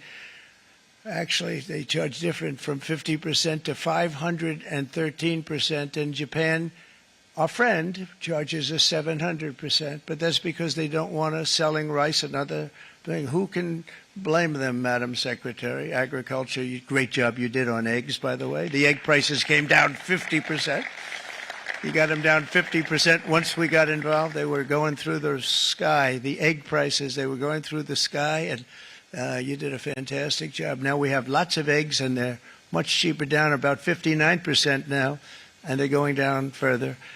We charge 2.8% for so many things that other countries are charging 200%, 300%, and 400% for. If imposing tariffs and protective barriers made nations poor, then every country on earth would be racing to eliminate these policies, and China would be the first on line. They run a very strong country, but they're not first in line, and the American people are paying a very big price. From 1789 to 1913, we were a tariff-backed nation, and the United States was proportionately the wealthiest it has ever been. So wealthy, in fact, that in the 1880s, they established a commission to decide what they were going to do with the vast sums of money they were collecting. We were collecting so much money so fast we didn't know what to do with it. Isn't that a nice problem to have? What do you think, Marco? Good problem? Marco would love that problem. But we don't have that problem anymore, but we're not going to have it very much longer, I will tell you. But they collected so much money, they actually formed a commission to determine what they were going to do with the money, who they were going to give it to, and how much. Then in 1913, for reasons unknown to mankind, they established the income tax so that citizens, rather than foreign countries, would start paying the money necessary to run our government. Then in 1929, it all came to a very abrupt end with the Great Depression, and it would have never happened if they had stayed with the tariff policy. It would have been a much different story. They tried to bring back tariffs to save our country, but it was gone. It was gone. It was too late. Nothing could have been done. It took years and years to get out of that depression, far longer than even FDR had that office right over there for a long period of time. The ramp system, that's rather intricate, was built because of him, and every time you walk up, you think of him, and he did a great job in many ways, but it lasted long beyond his terms, as you know. But it's not too late any longer, and we're going to start being smart, and we're going to start being very wealthy again. We're going to be wealthy as a country because they've taken so much of our wealth away from us. We're not going to let that happen.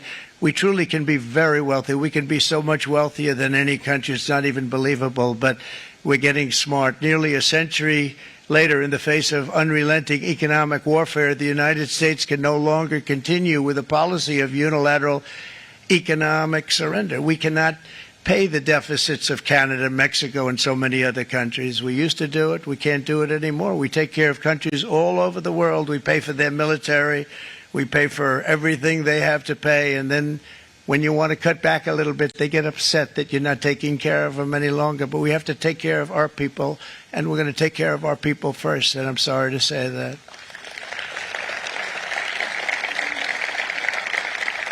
And today we're standing up for the American worker, and we are finally putting America first.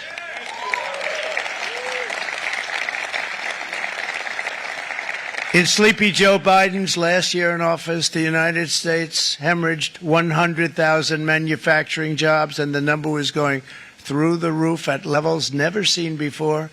And our trade deficit reached a record $1.2 trillion, which is unheard of. Since the beginning of NAFTA, the worst trade deal ever made, it was a horror show. I was able to terminate it. They all said you'd never be able to get it out. We had to get approval from Congress to get it terminated. We had to live with that deal. It was the worst trade deal ever made by far. But since the very beginning of NAFTA, our country lost 90,000 factories. Think of what that is, 90,000. Think about putting a map up and putting tax on it. You wouldn't have enough room. 90,000. I said, is that possible? We had it checked 4 different times, and it was actually somewhat higher than that. And 5 million manufacturing jobs were lost while racking up trade deficits of $19 trillion. That was the worst trade deal ever made. As a result of these gigantic losses, foreign nations now own $26 trillion more of American assets than think of this, than the Americans own of their own foreign assets or other foreign assets. The United States can no longer produce enough antibiotics to treat our sick. We have a tremendous problem. We have to go to foreign countries to treat our sick. If anything ever happened from a war standpoint, we wouldn't be able to do it. We import virtually all of our computers, phones, televisions, and electronics. We used to dominate the field, and now we import it all from different countries. A single shipyard in China now produces more ships every year than all of the American shipyards combined. Think of that. And it was a business that we used to dominate. We used to dominate it totally. In short, chronic trade deficits are no longer merely an economic problem. They're a national emergency that threatens our security and our very way of life. It's a very great threat to our country. And for these reasons, starting tomorrow, the United States will implement reciprocal tariffs on other nations. It's been a long time since we even thought of that. We used to think about it a lot. We didn't think about it for many decades, and you see what's happened. For nations that treat us badly, we will calculate the combined rate of all their tariffs, non-monetary barriers, and other forms of cheating. And because we are being very kind, we're kind people, very kind. You're not so kind when you got ripped off with your salaries. My auto worker friends and my Teamster friends and all of the unions that typically voted Democrat, they're not voting Democrat anymore because worker, whether union or non-worker, they're for the Republicans now. That's what happened. But we will charge them approximately half of what they are and have been charging us. So the tariffs will be not a full reciprocal. I could have done that, yes, but it would have been tough for a lot of countries who didn't want to do that. I'd like to see the chart if you have it. Could you bring it up, Howard? This is our great Secretary of Commerce, Howard Lutnick. Thanks, Howard. So if you look at that, China, first row, China, 67%. That's tariffs charged to the USA, including currency manipulation and trade barriers. So 67%, I think you can, for the most part, see it. Those with good eyes, with bad eyes. We didn't want to bring, it's very windy out here, we didn't want to bring out the big charts because it had no chance of standing. Fortunately, we came armed with a little smaller chart. So it's 67%, so we're going to be charging a discounted reciprocal tariff of 34%. I think, in other words, they charge us, we charge them less. So how can anybody be upset? They will be because we never charge anybody anything, but now we're going to charge. European Union, they're very tough, very, very tough traders. You know, you think of European Union, very friendly. They rip us off. It's so sad to see. It's so pathetic. 39%, we're going to charge them 20%, so we're charging them essentially half. Vietnam, great negotiators, great people. They like me, I like them. The problem is they charge us 90%. We're going to charge them 46% tariff. Taiwan, where they took all of our computer chips and semiconductors. We used to be the king, right? We were everything. We had all of it. Now we have almost none of it, except the biggest company is coming in. We're going to end up with almost 40%. Lee Zeldin's working to get their approvals. And it's an amazing company. Mr. Wei, of one of the great companies of the world, actually. They're coming in from Taiwan, and they're going to build one of the biggest plants in the world, maybe the biggest for that. But 64%, we're going to charge them 32%. Japan, very, very tough, great people. And again, I don't blame the people for doing it. I think they're very smart in doing it. I blame the people that sat right in that Oval Office, right over there, right behind the Resolute desk or whichever desk they chose. Japan, 46%. They would charge us 46%, and much higher for certain items like cars, you know, little items like cars. 46%, we're charging them 24%. India, very, very tough, very, very tough. The Prime Minister just left. And he's a great friend of mine, but I said, you're a friend of mine, but you're not treating us right. They charge us 52%. You have to understand, we charge them almost nothing for years and years and decades. And it was only 7 years ago when I came in, we started with China charging. We took in hundreds of billions of dollars from China in tariffs. And they understood, honestly. President Xi understood. He said, look, I understand. And the other countries, and they all understand. We're going to have to go through a little tough love, maybe, but they all understand. They're ripping us off, and they understood it.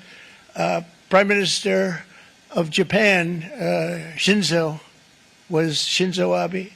He was a fantastic man. He was unfortunately taken from us, assassination. But I went to him and I said, Shinzo, we have to do something. A trade is not fair. He said, I know that, I know that. And he was a great gentleman. He was a fantastic man, but he understood immediately what I was talking about. I said, Shinzo, we have to do something. He said, I know that. And we worked out a deal, and it would have been a much better deal, but frankly, there were many years left on the deal that was made previous to my getting there, but it was something. If you look at Switzerland, 61% to 31%. Indonesia, Malaysia, Cambodia. Oh, look at Cambodia, 97%. We're going to bring it down to 49. They made a fortune with the United States of America. United Kingdom, 10%, and we'll go 10%. So we'll do the same thing. South Africa, 60%, 30%, and they've got some bad things going on in South Africa. You know, we're paying them billions of dollars, and we cut the funding because a lot of bad things are happening in South Africa. The fake news ought to be looking at it. They don't want to report it. Brazil, 10%, 10%. Bangladesh is 74%. So you see what's going on. Pakistan, 58%. Sri Lanka, 88%. So what we're doing is we're taking not the full, we could take the full 88%. Thanks a lot, Art. He's doing a very good job. How's he doing, all right? I think you better take it with you. It's not going to last very long. He's going to put it, it's going to follow you down with the wind. I brought a hat just in case it got too windy, but here, would anybody like a hat? I'm not giving it to a cabinet. I'm giving it to the auto workers. Come here.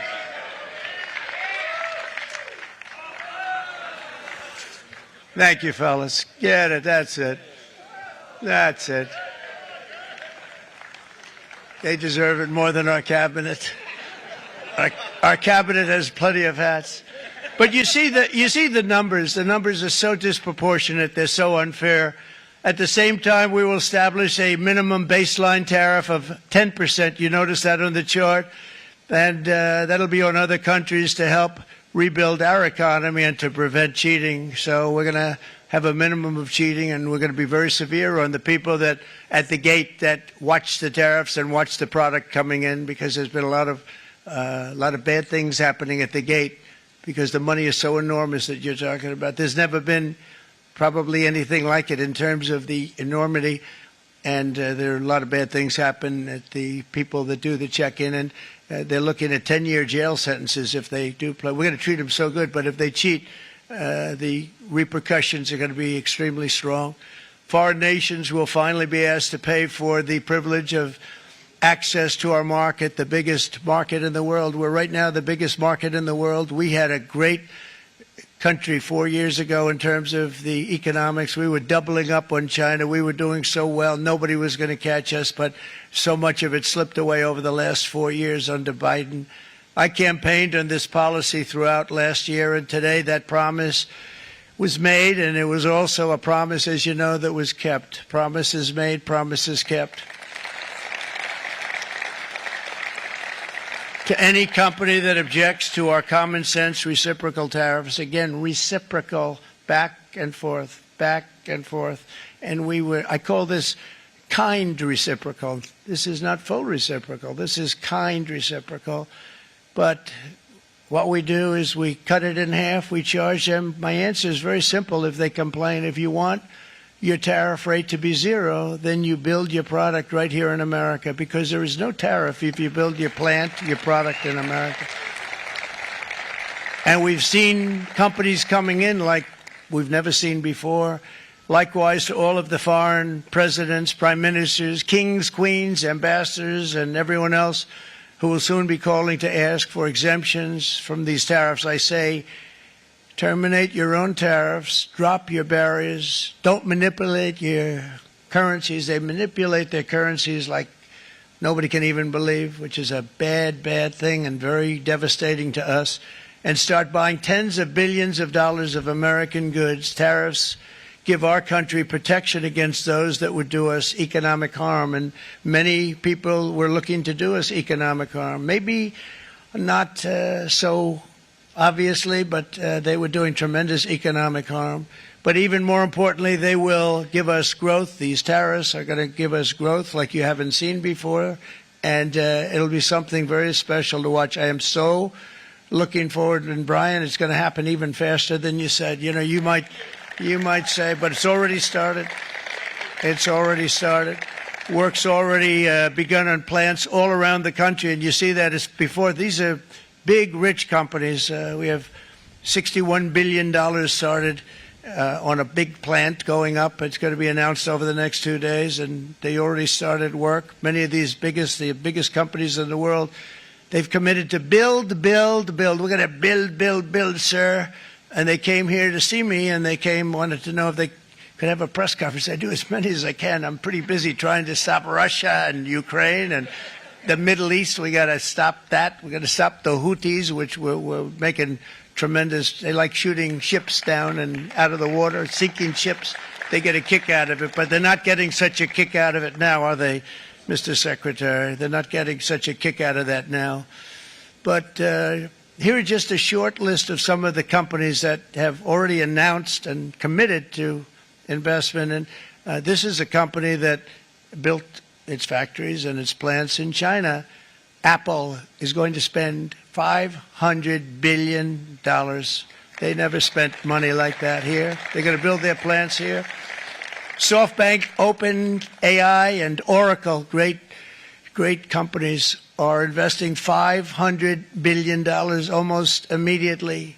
NVIDIA, a hot company, is investing hundreds of billions of dollars. They just announced. TSMC, the biggest, most important company in the world of chips from Taiwan, with no investment from us, is investing $200 billion. And they said the reason was, number one, the election of November 5th, and number two, the tariffs. They don't want to pay the tariffs, and the way they're not paying it is to build their plant here. So we're going to go from almost no percentage. We used to have 100% of the chip market. Now it's all in Taiwan. Almost all of it's in Taiwan, a couple of other countries, but mostly in Taiwan. And think of it, we had 100%. We lost it because of people in that office that didn't do their job. They allowed it to be stolen from us. Johnson & Johnson, great company, $55 billion. Eli Lilly, $27 billion. Meta is investing $500 billion. Wow. DeMac is investing $20 billion. CMA, CGM, $20 billion. And then you have Merck and Clarios, Stellantis, General Motors, GE Aerospace, Honda, Nissan, Hyundai are all putting in billions and billions of dollars, and they're committed 100%. So. And we've never had, and this is after 2.5 months. This is after just a short, this all took place as soon as we came out with what everybody wanted to do. You know, I watched a gentleman today on television. He used to work with Lee Iacocca, a very respected automobile person, and he said, you know, because they were asking people, they try and get as many negative people as they can, but they can't find them too much. It's pretty hard to find in terms of what we're doing, especially when they see all this investment. They said, so tell me, what do you think of what Trump is doing from the automobile standpoint? He said, I can't believe it. Somebody is finally, he's an older guy, real pro, really top guy, with Lee Iacocca. He said, I never thought I'd see the day when this would happen, where somebody had the courage to go and do what has to be done. This is transforming our nation. Our entire nation is going to be transformed, not only with the cars, but on every single other item that's built. We're going to become an industrial powerhouse. And he said that so beautifully today. In fact, I'm going to find out, I'm going to get a tape, and Bruce, I'm going to get that tape, and I'm going to send it to you out in Long Island, and you're going to play it for the people. And all your union workers and your non-union workers out there, you got a pretty even split. But we have, so far, it looks like we're going to have about $6 trillion of investments, and you wouldn't do that in years in this country over the last number of years. $6 trillion, and that's going to be much higher by the end of the year. And think of what $6 trillion is. You wouldn't have even a small percentage of that under this other system. We're going to be an entirely different country, and it's going to be fantastic for the workers. It's going to be fantastic for everyone. There will never have been a transformation of a country like the transformation that's already happening in the United States of America. It's an incredible thing to watch, and it's incredible to meet with the top people, people that you read about, very wealthy people, or people that are great managers and executives and presidents of big public companies. And to watch the enthusiasm they have now that they didn't have. They gave up on our country. They went to foreign countries and they built. Companies are pouring into our country at levels never seen before, with jobs and money to follow, and it's really beautiful. In the coming days, there will be complaints from the globalists and the outsourcers and special interests and the fake news. Always, fake news will always complain. But never forget, every prediction our opponents made about trade for the last 30 years has been proven totally wrong. They were wrong about NAFTA. They were wrong about China.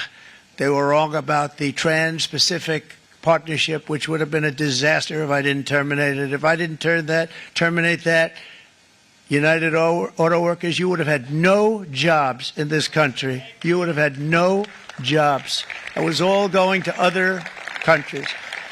In my first term, they said tariffs would crash the economy. Instead, we built the greatest economy in the history of the world. And again, I have great respect for President Xi of China, great respect for China, but they were taking tremendous advantage of us, and I commend them for that. I say, hey, if you can get away with it, that's okay. But, you know, they understand exactly what's happening, and they probably, most of them are saying it's about time they did something. But and they're going to fight, and they're going to fight fair. Everyone's going to fight. You know, it's like I say to the leaders, look, you got to take care of your country, but we have to start taking care of our country now. We can't do what we've been doing for the last 50 years. From the day of my election, the stock market went up in my first term 88%, with NASDAQ going up 155%, more than any president has ever had in any term in office, by far. And I think we're going to blow that away. And maybe the numbers won't show, but I think they're going to show much better than even those numbers. But what you're going to see is you're going to see activity, that empty, dead sites, factories that are falling down. Those factories will be knocked down, and they're going to have brand new factories built in their place. They're not only talking about renovating, they're talking about brand new, the best anywhere in the world, the biggest anywhere in the world. I have a friend who builds car plants, and I said, I want to see the biggest and the best. He said, well, we have to go to Mexico. I said, no, I want to see it in the United States. He said, we're not building them in there. This is a year and a half ago during the campaign. He said, we're not building it. You'd have to go to Mexico. When I was starting to decide to run, and I went to number one in the polls very rapidly, I want to say, like, let's say in the first hour. And then shortly thereafter, it looked like I was going to win, and the fake news was saying, oh, no, don't do this. What they don't know is if I didn't win, they would have really been in trouble, because nobody wants to read them anyway. But I tell you what, when it looked like I was going to win, I announced that I was going to be doing exactly what we're talking about today. Great consistency, actually, because I've been talking about it for 40 years. But because I saw what was happening 40 years ago. If you look at my old speeches when I was young, very handsome, my old speeches, and that people would say I'd be on a television show, I'd be talking about how we were being ripped off by these countries. I mean, nothing changes very much. The only thing that changed were the countries, but nothing really changes. But it's why it's such an honor. It's such an honor to be finally able to do this. If you look at China, I took in hundreds of billions of dollars in my term. Hundreds of billions. They never paid 10 cents to any other president, and yet they paid hundreds of billions, so much so that Biden couldn't do anything. They wanted to try and terminate it because he had a very special relationship with China. You know what the relationship was? He had a special relationship. But the numbers were so big,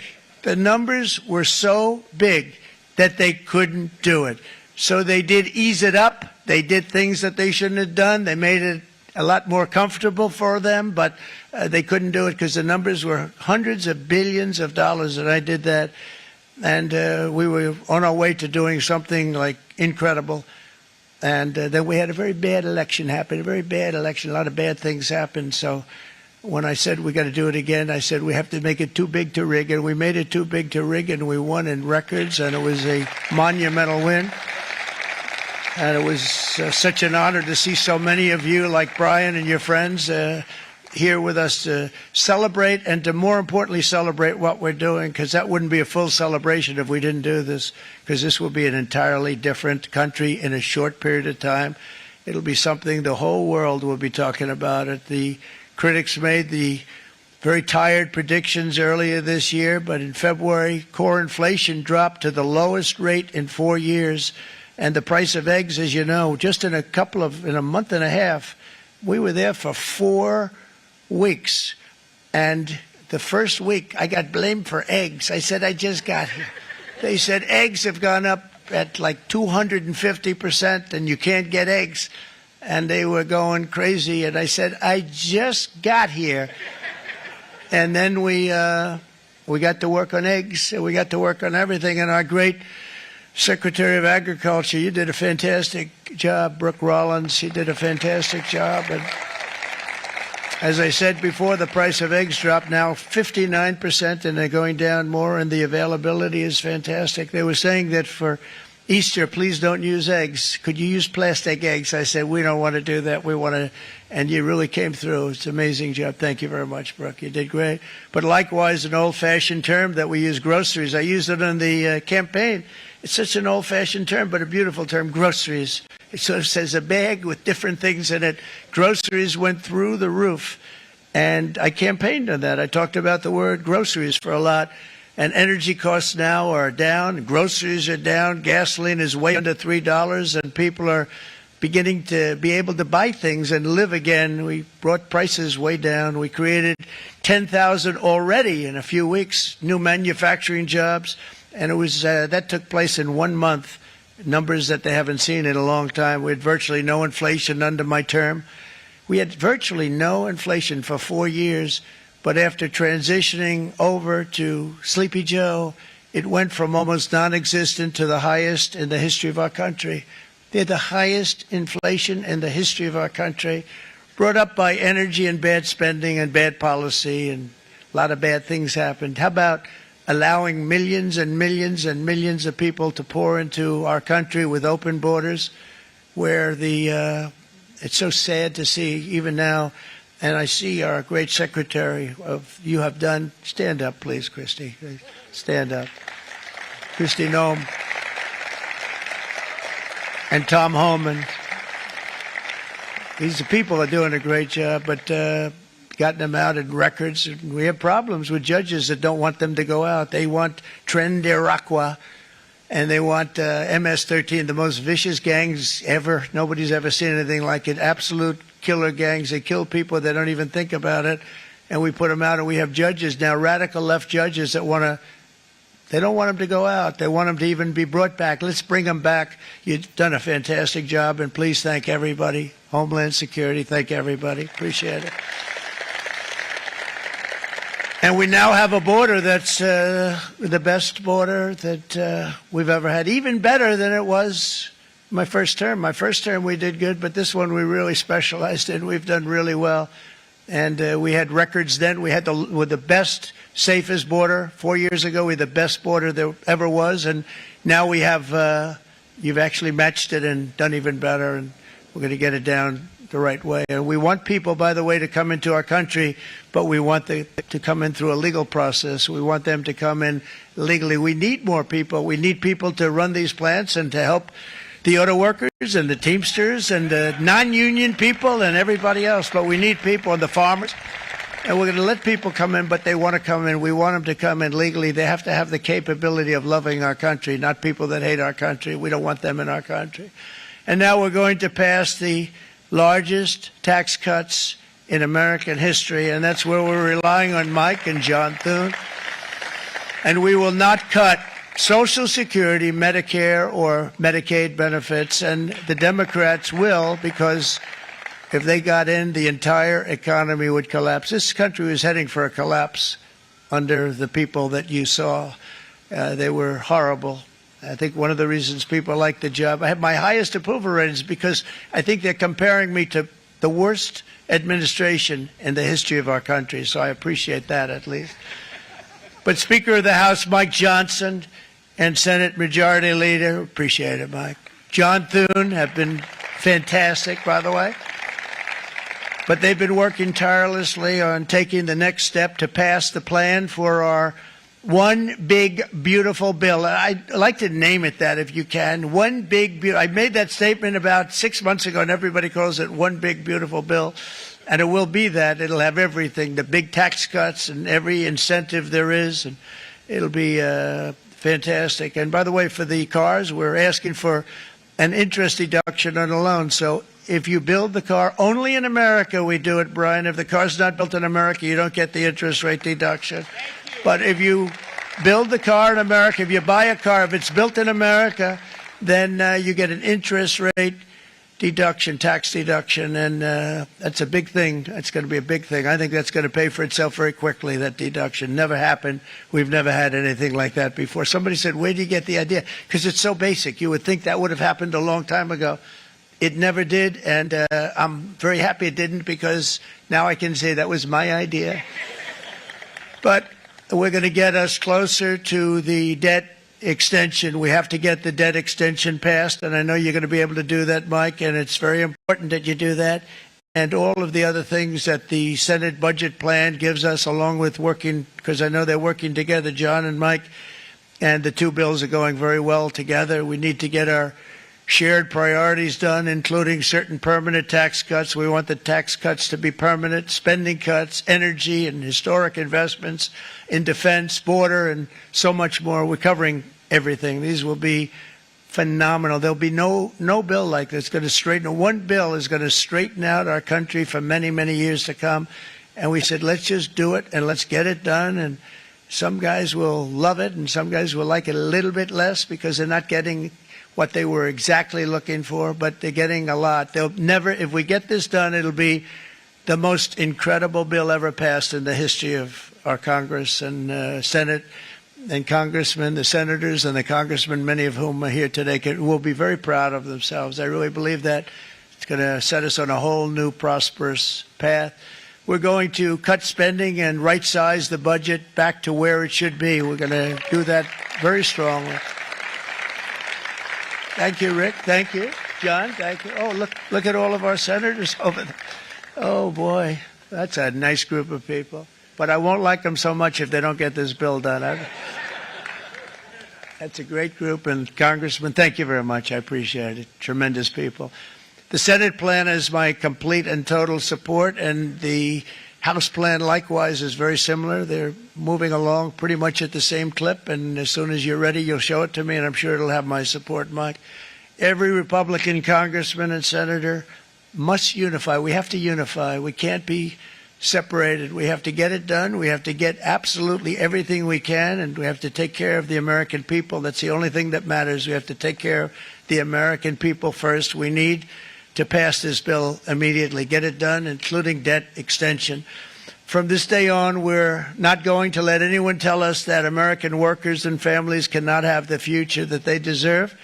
We're going to produce the cars and ships, chips, airplanes, minerals, and medicines that we need right here in America. The pharmaceutical companies are going to become roaring back. They're coming roaring back. They're all coming back to our country because if they don't, they got a big tax to pay. And if they do, I'll be very happy, and you're going to be very happy, and you're going to be very safe. We're going to build our future with American hands, with American heart, American steel, and we're going to build it with American pride like we used to. We're approaching our 100th day as president and have been given credit by a lot of people, actually, even some of the fake news. Can you believe it?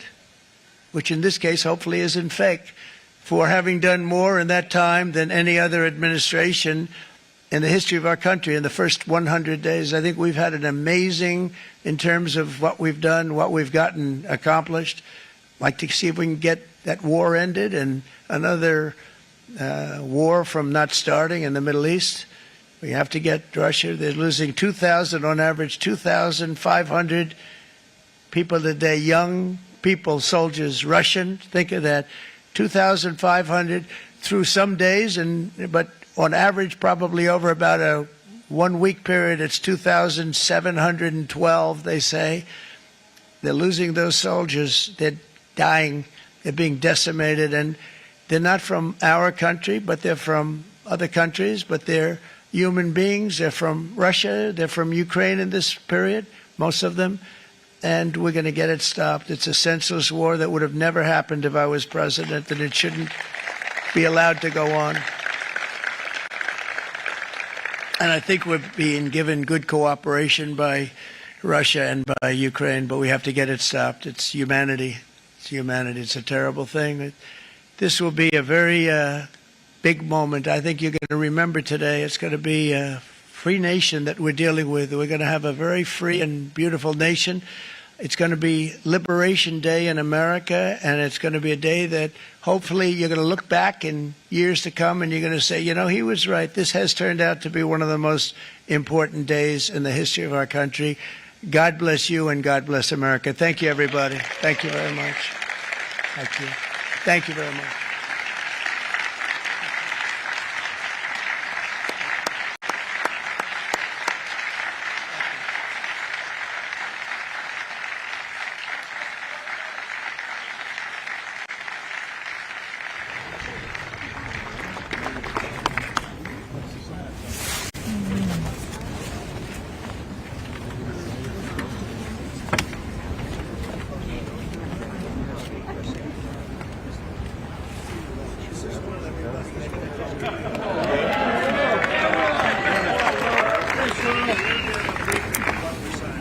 Good afternoon, y'all. We have two documents prepared for the president's signature today.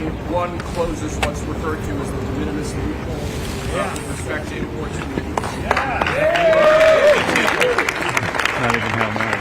The other is the big one, is the reciprocal tariff executive order that the president just spoke about at length. This is obviously a huge deal, and it's been an honor to be part of the team getting started.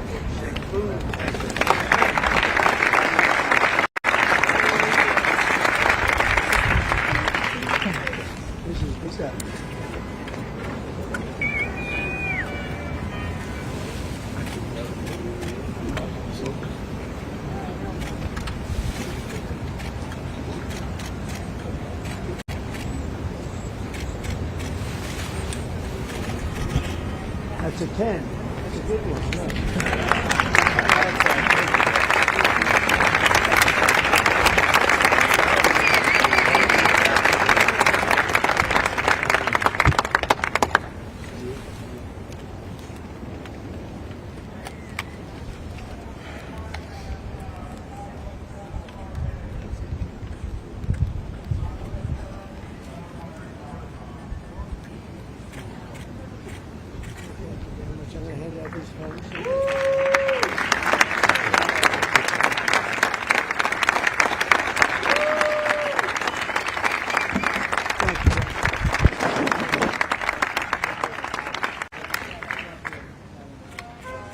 Mr. President, what do you say to American families who are worried they'll pay more?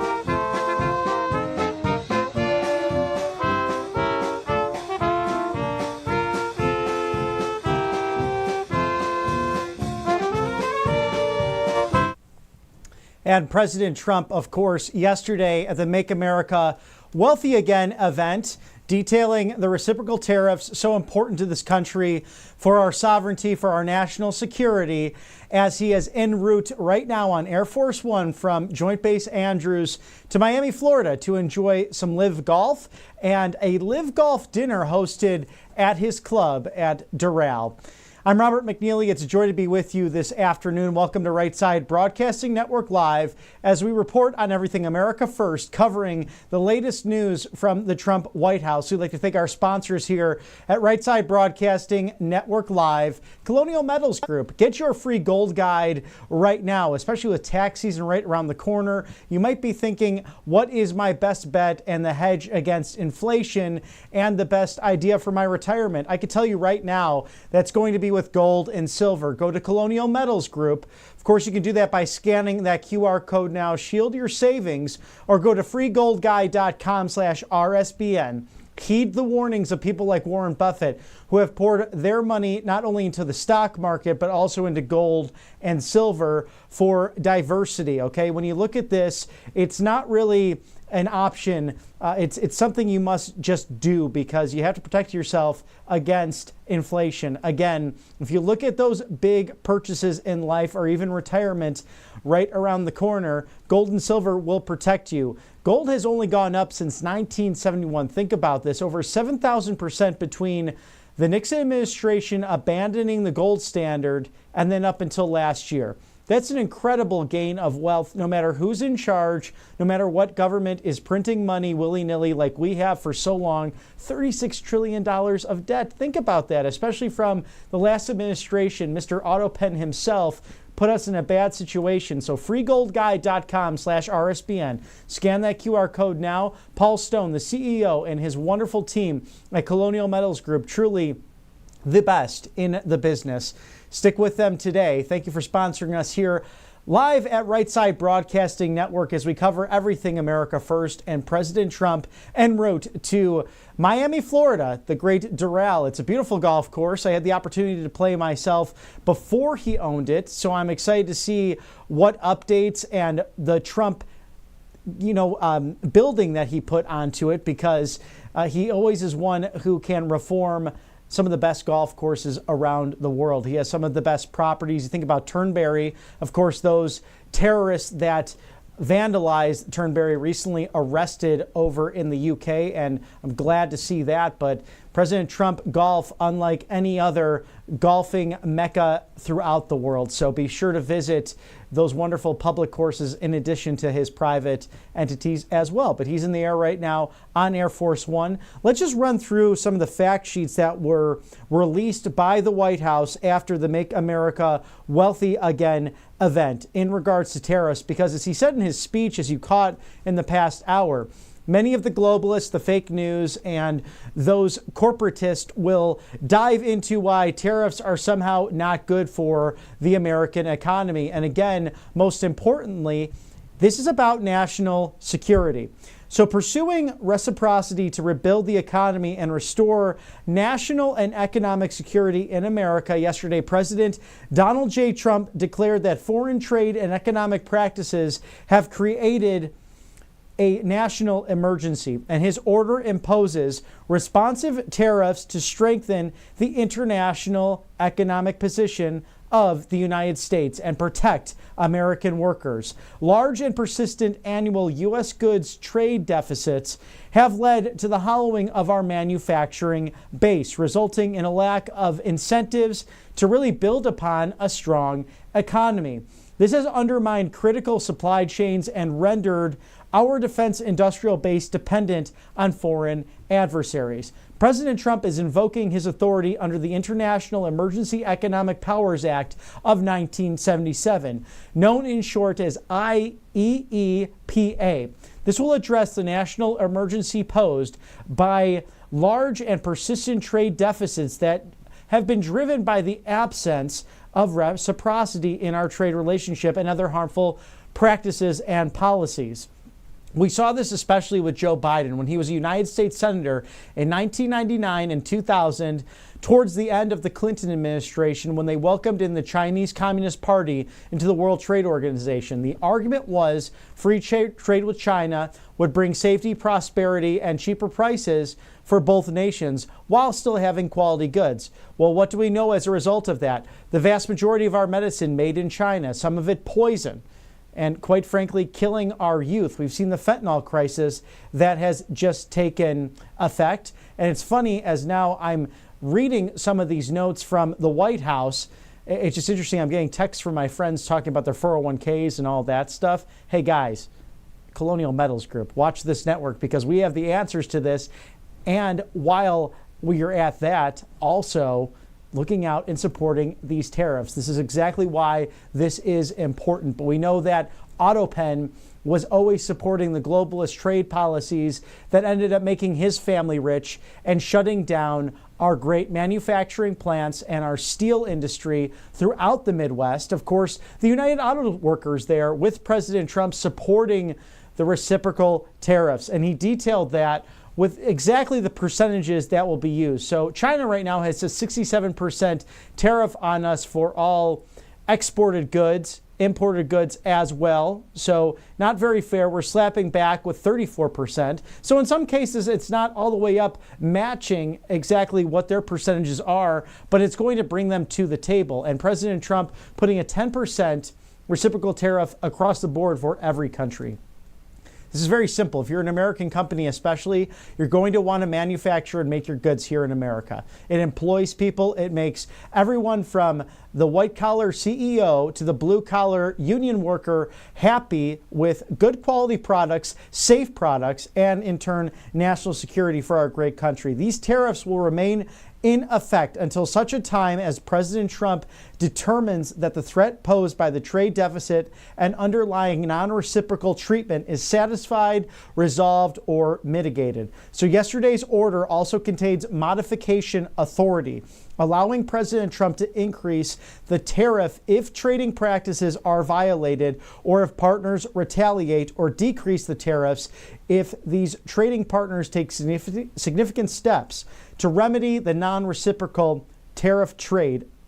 And these arrangements and alignments with the United States are of the utmost importance for economic and national security matters. So some goods will not be subject to the reciprocal tariff.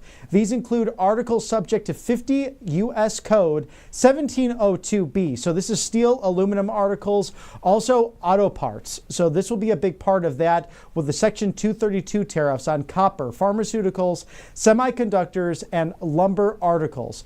All articles that may become subject to future Section 232 tariffs, and energy. So these are also certain minerals that are not available in the United States. Specifically as it pertains to Canada and to Mexico, the existing fentanyl migration in the IEEPA orders remain in effect and are unaffected by this current order. So this means that the USMCA trade deal compliant goods will continue to see a 0% tariff. Non-USMCA compliant goods will see a 25% tariff. And non-USMCA compliant energy and others will see a 10% tariff across the board. So the event that the existing fentanyl migration orders are terminated, USMCA compliant goods would continue to receive preferential treatment, while the non-USMCA compliant goods would be subject to a 12% reciprocal tariff. So a lot there to digest in these orders. But all in all, this is taking back our economic sovereignty. President Trump refuses to let the United States succumb to the bullying of other governments, friendly or not friendly. And this really has been over the course of the last 25 years. With all of his living predecessors, they allowed these countries to take advantage of the United States. I mean, perhaps in the grandest way with our neighbors to the north, Canada, with our dairy farms. They slapped 24% tariffs, if not more, on the dairy land of Minnesota, of Wisconsin as well. So milk and cheese would be more and more expensive, and we can't deal with that now during inflation. This ensures that fair trade and truly free trade brought back to the United States. This is an emergency. There's no question about that.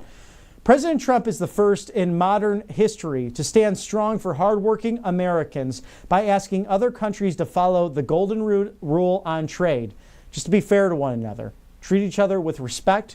Treat each other with common goodness and reciprocity. Just be good to one another. It's very simple. It's not really a complicated concept. And U.S. companies, according to internal estimates, pay over $200 billion a year. This is every year in value-added taxes, they're known as VATs, on foreign governments. So it's a double whammy on U.S. companies who pay the tax at the European border, while European companies don't pay any tax to the United States on the income from their exports to the United States. This is why we were so wealthy under the McKinley administration leading into the Roosevelt administration between 1901 and 1909, right on the cusp of that dreaded evil progressive federal income tax. We taxed other nations, which then made us wealthy for our goods. It's common sense. It makes sense. It's anti-globalist.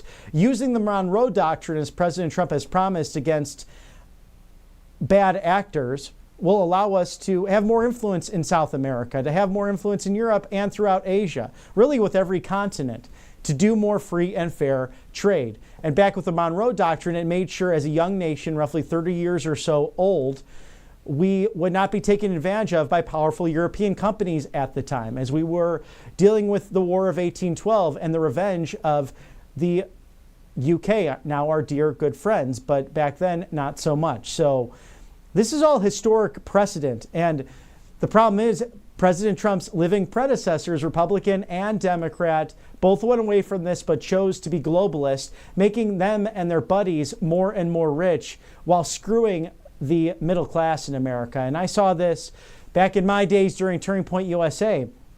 I had a territory of Illinois, Indiana, Michigan, and Wisconsin. I traveled these small towns, these small industrial towns that were once beacons of light and hope, and they really were decimated. And I talked to people there at the different rallies, and they said, this guy, Donald Trump, came down the golden escalator to fight for us, to fight for the steel mills, to fight for manufacturing in America, to really fight for what President Reagan talked about, with what recent senators, even Rick Santorum, talked about on the campaign trail when he was almost successful in defeating the globalist Mitt Romney in the Republican primary back in 2012. The Republican Party has room, this big tent, for the blue-collar worker, the UAW, that union worker, especially the private union worker who simply wants to negotiate better terms for themselves, for a safe working environment.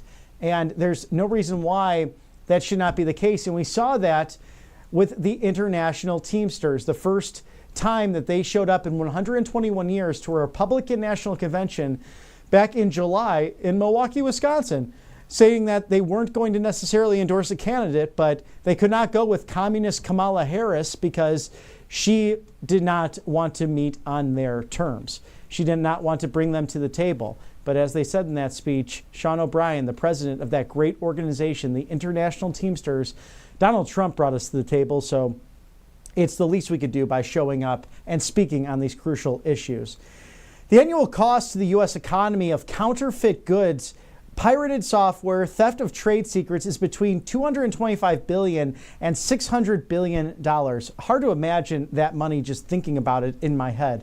Counterfeit products not only pose a significant risk to the United States and its competitiveness, but also threaten the security, health, and safety of every average American, with the global trade deficit of pharmaceuticals, especially in counterfeits, estimated at $4.4 billion and linked to the distribution of deadly fentanyl-laced drugs. And I'm sure so many of us viewers here know either someone personally or know of someone who succumbed to this poisoning, especially the youngest Americans. It is terrorism. It's enough. If China continues to do this and pour it through the southern border, through Mexico, President Trump has been very clear. He's coming after the Chinese Communist Party and the foreign terrorist organizations known as Tren de Aragua, MS-13, and those border cartels. And we will use any force if necessary. And thank God so many of these bad hombres have been removed from the United States. We've seen this in cities like Nashville, New York City, Chicago, Illinois, and everywhere in between that have committed the most brutal violence against the average American citizen. It ends with President Trump enacting these tariffs. So it goes two ways, not only securing the border, but also preventing any more of this being taken advantage of using the economy. So thank you, President Trump. If you're watching here at Right Side Broadcasting Network Live, it's amazing to go through what the White House is sharing with us and all of these successes. President Autopen squandered the agricultural trade surplus inherited from President Trump's first term, turning it into a projected all-time deficit of $49 billion. Think about that. The current global trade order allows those using unfair trade practices to get ahead while those playing by the rules got left behind. In 2024 alone, our trade deficit in goods exceeded $1.2 trillion under Biden, an unsustainable crisis ignored by prior leadership. Made in America is not just a tagline, it's a way of life, and this president has responded with reciprocal trade agendas, meaning better paying American jobs, making American-made cars. We're seeing this in the Southeast. I just got to witness this with one of our fine cameramen at this company. He just bought a beautiful new Toyota truck made right here in the United States, whether it's in Texas, where you have Hyundai, who's poured billions into the United States. Of course, Governor Jeff Landry on hand for that at the White House with House Speaker Mike Johnson and Steve Scalise, the majority leader in the House, both Louisianans, celebrating billions of dollars being poured into the new plants in Louisiana, also one in Savannah, Georgia. So think about that. One of Japan's top companies, Toyota, Korea's top company, Hyundai, among others, pouring billions and billions in investments into the United States, meaning more steel manufacturing. What a time to be in the steel trade and selling great American steel and aluminum. Think about the thousands of jobs that will be created at these plants. And we're not too far from it here in Auburn, just in southwest Georgia, a huge Kia plant, a huge success for Governor Brian Kemp and the private and public partnerships that opened up a couple of years ago. You'll see it on the way to Auburn if you're traveling from Atlanta. This thing is about 5 or 6 football fields long. Countless thousands of engineers and great jobs created by this, many of those good people living in Auburn, making their life here in the beautiful southeast United States. These tariffs seek to address the injustices of global trade and reshore manufacturing and drive economic growth for the American people. Reciprocal trade is America first. These trades can increase our competitive edge, protect our sovereignty, and strengthen national and economic ties with our friends abroad. These tariffs adjust for the unfairness of the ongoing international trade practices, balancing our chronic goods trade deficit, providing an incentive for reshoring production to the United States, and providing our foreign trading partners with an opportunity to rebalance their trade relationships with the good old US of A. As we cover so much of the latest news from the Trump White House and, of course, America First policy, it's a joy to be with you today, roughly 11 minutes after the top of the hour. I'm Robert McNeely. There you see a live shot of the White House. And where in the world is President Trump right now? He is on Air Force One, leaving Joint Base Andrews roughly an hour 15 ago or so, en route to Miami, Florida, to enjoy Live Golf this weekend, a great tournament that will be played at his resort in Doral, and a wonderful place to attend if you have not been yet, the Blue Monster, one of the toughest holes in golf. In fact, for the pros, an average, I believe, of 4.4, so that's above par. I played it myself, and I am ashamed to say it, scored a 10 on that. This was years ago, but still, it was just embarrassing.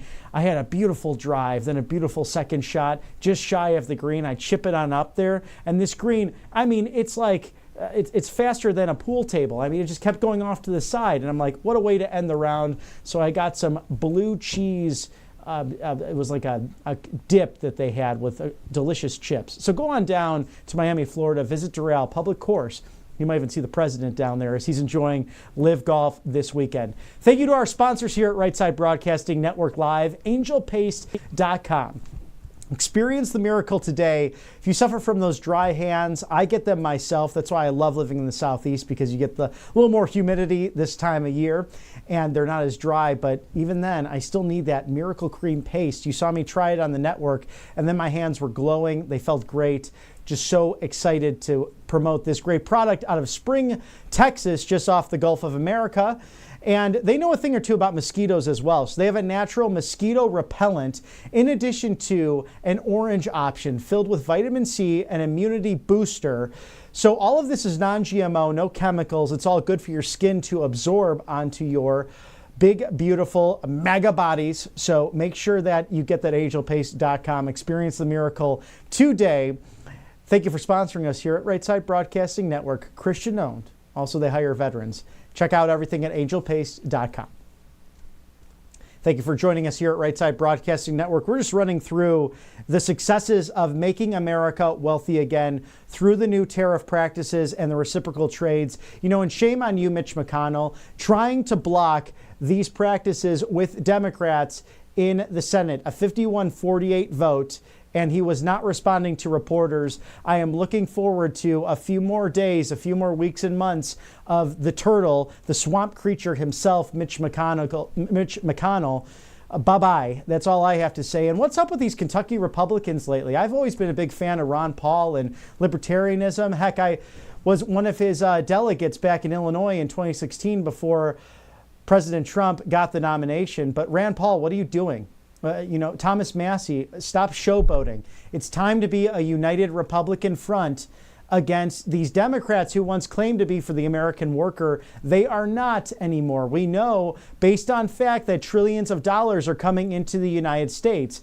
But it's almost like we have to be up against congressional Democrats and then, of course, Kentucky Republicans, which is really disheartening, considering that Rand Paul, always vocal against the globalist Mitch McConnell, but for some reason, he is against these tariffs. We'd love to have him on the show to talk to him as to why that is the case, because it doesn't make any sense. Ultimately, you might have a temporary raise in prices, but we know that trillions of dollars will come to the United States. This is foolproof. We saw it in the first term. We're going to see it again right now with all of the manufacturing base. And this is reprioritizing that agenda under President Trump, recognizing that increasing domestic manufacturing is critical to United States national security. This goes hand in hand. That's why these couple of issues, really the top 4 issues of the MAGA promises, secure the border, stop these evil cartels, which is happening on a daily basis.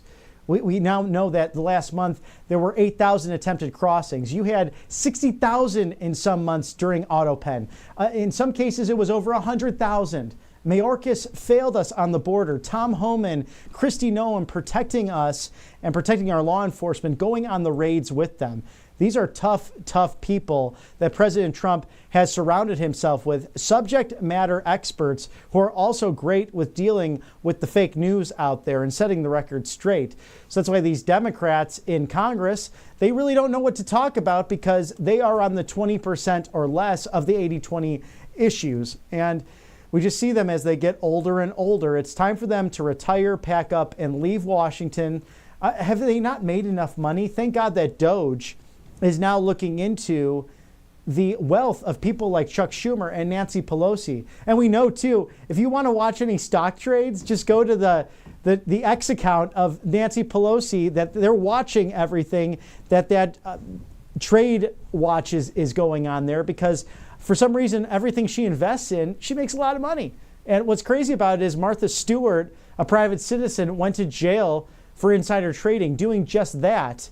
And that's why we're thankful for voices, people like former Congressman Matt Gaetz, who took everyone on a tour of the doors, Republicans and Democrats, of the greatest violators of this in the last 15 years, especially Nancy Pelosi. Have you not made enough money? Have you not done it on the backs of the hardworking UAW and the international Teamsters?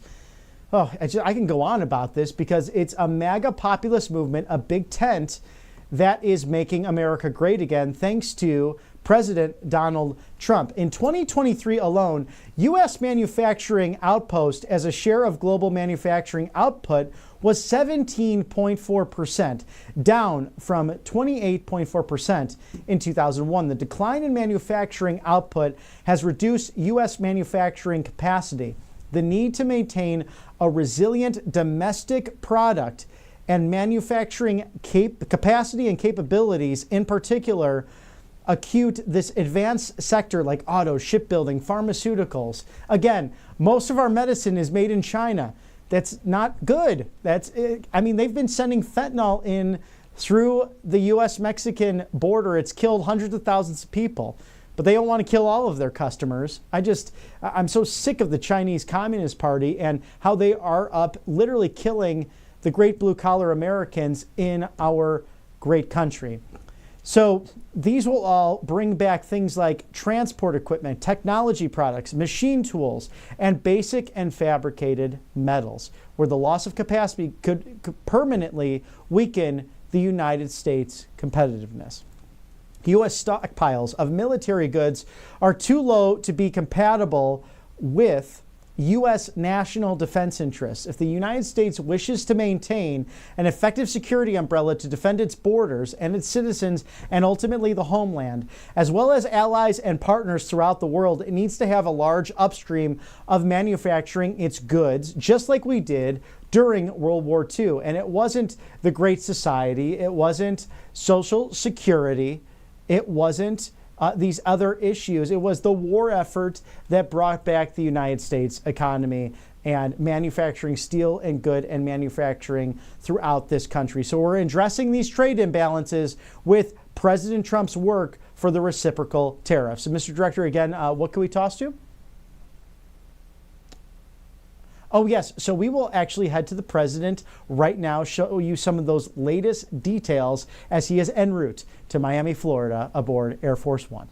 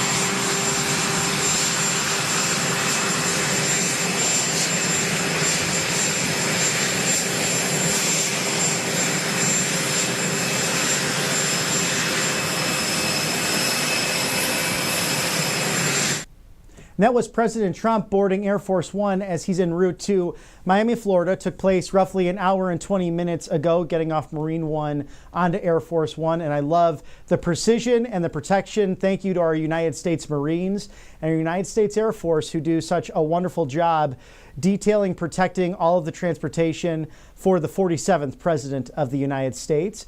He also did not take questions right under the wing with the press because he answered some questions coming right out of the White House for the in-town press pool. So that all took place right before boarding that. And we'll toss live now to the majestic takeoff, which we always enjoy to see from Joint Base Andrews all the way down to Miami, Florida.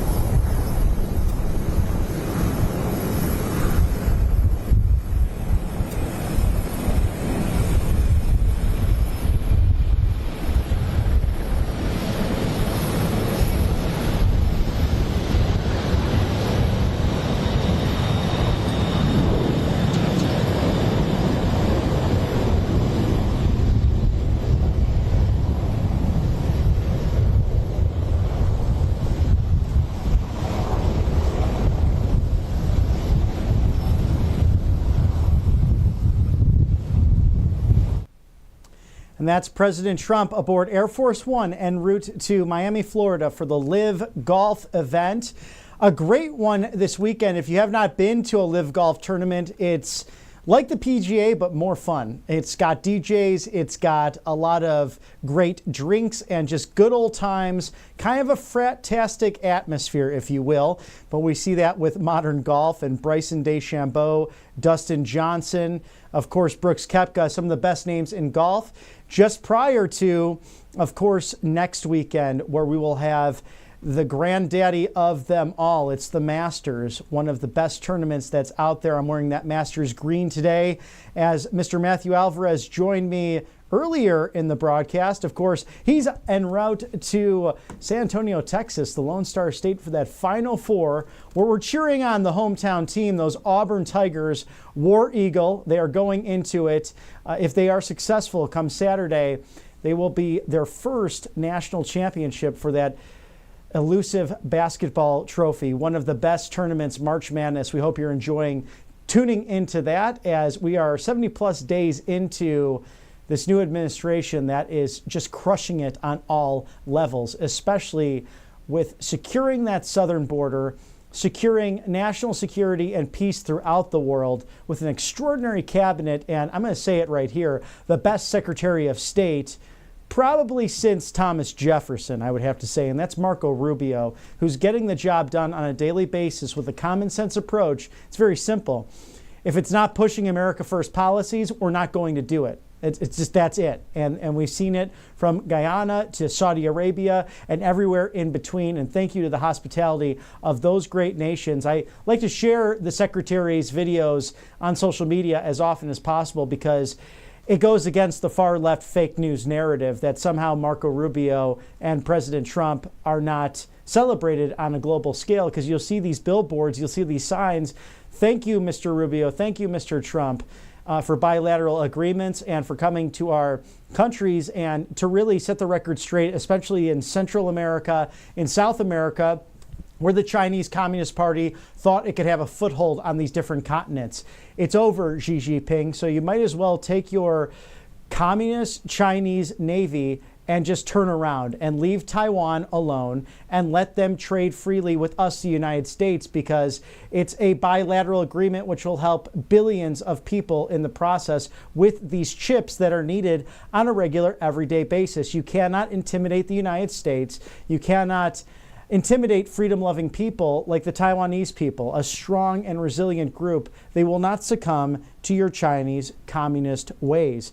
And just to highlight some of the reciprocal trade agreements taking place, also based on yesterday's executive orders. China's non-market policies and practices have given China global dominance in key manufacturing industries, decimating United States industries over the last 25 years.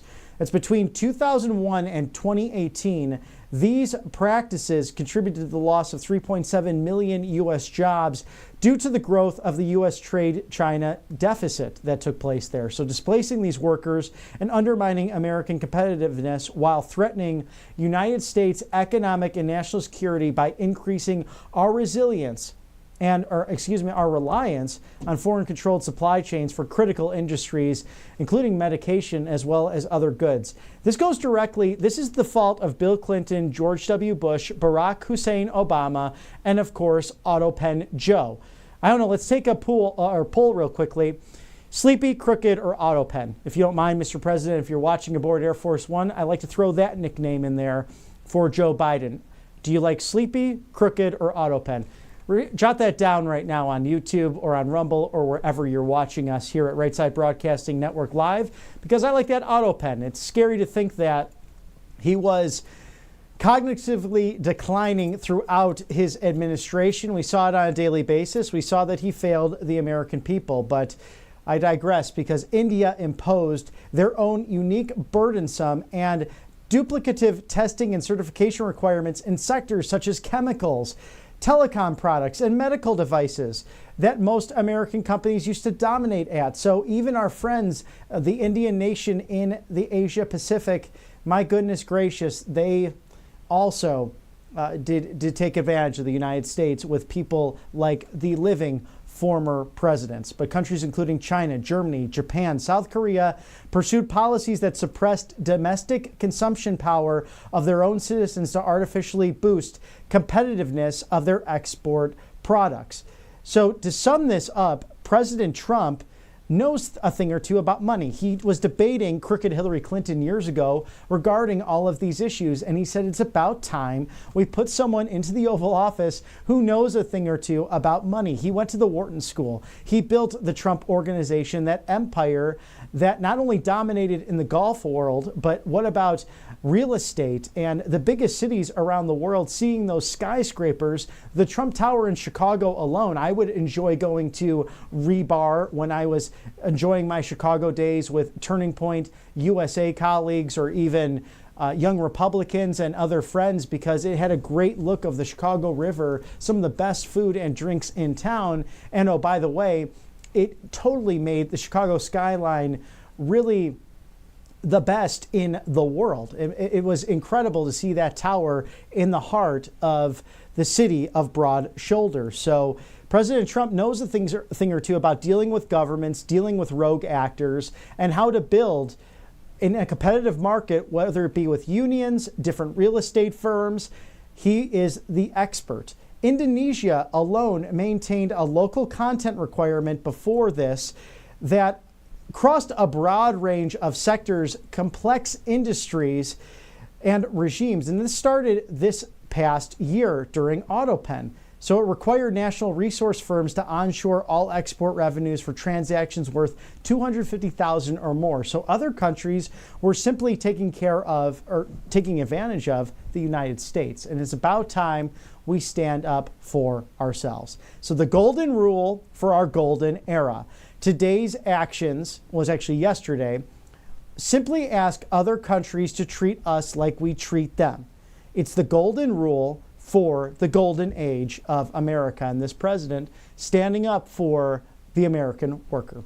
Access to American market is a privilege. It's not a right. The United States will no longer put itself on a list of matters of international trade in exchange for empty promises.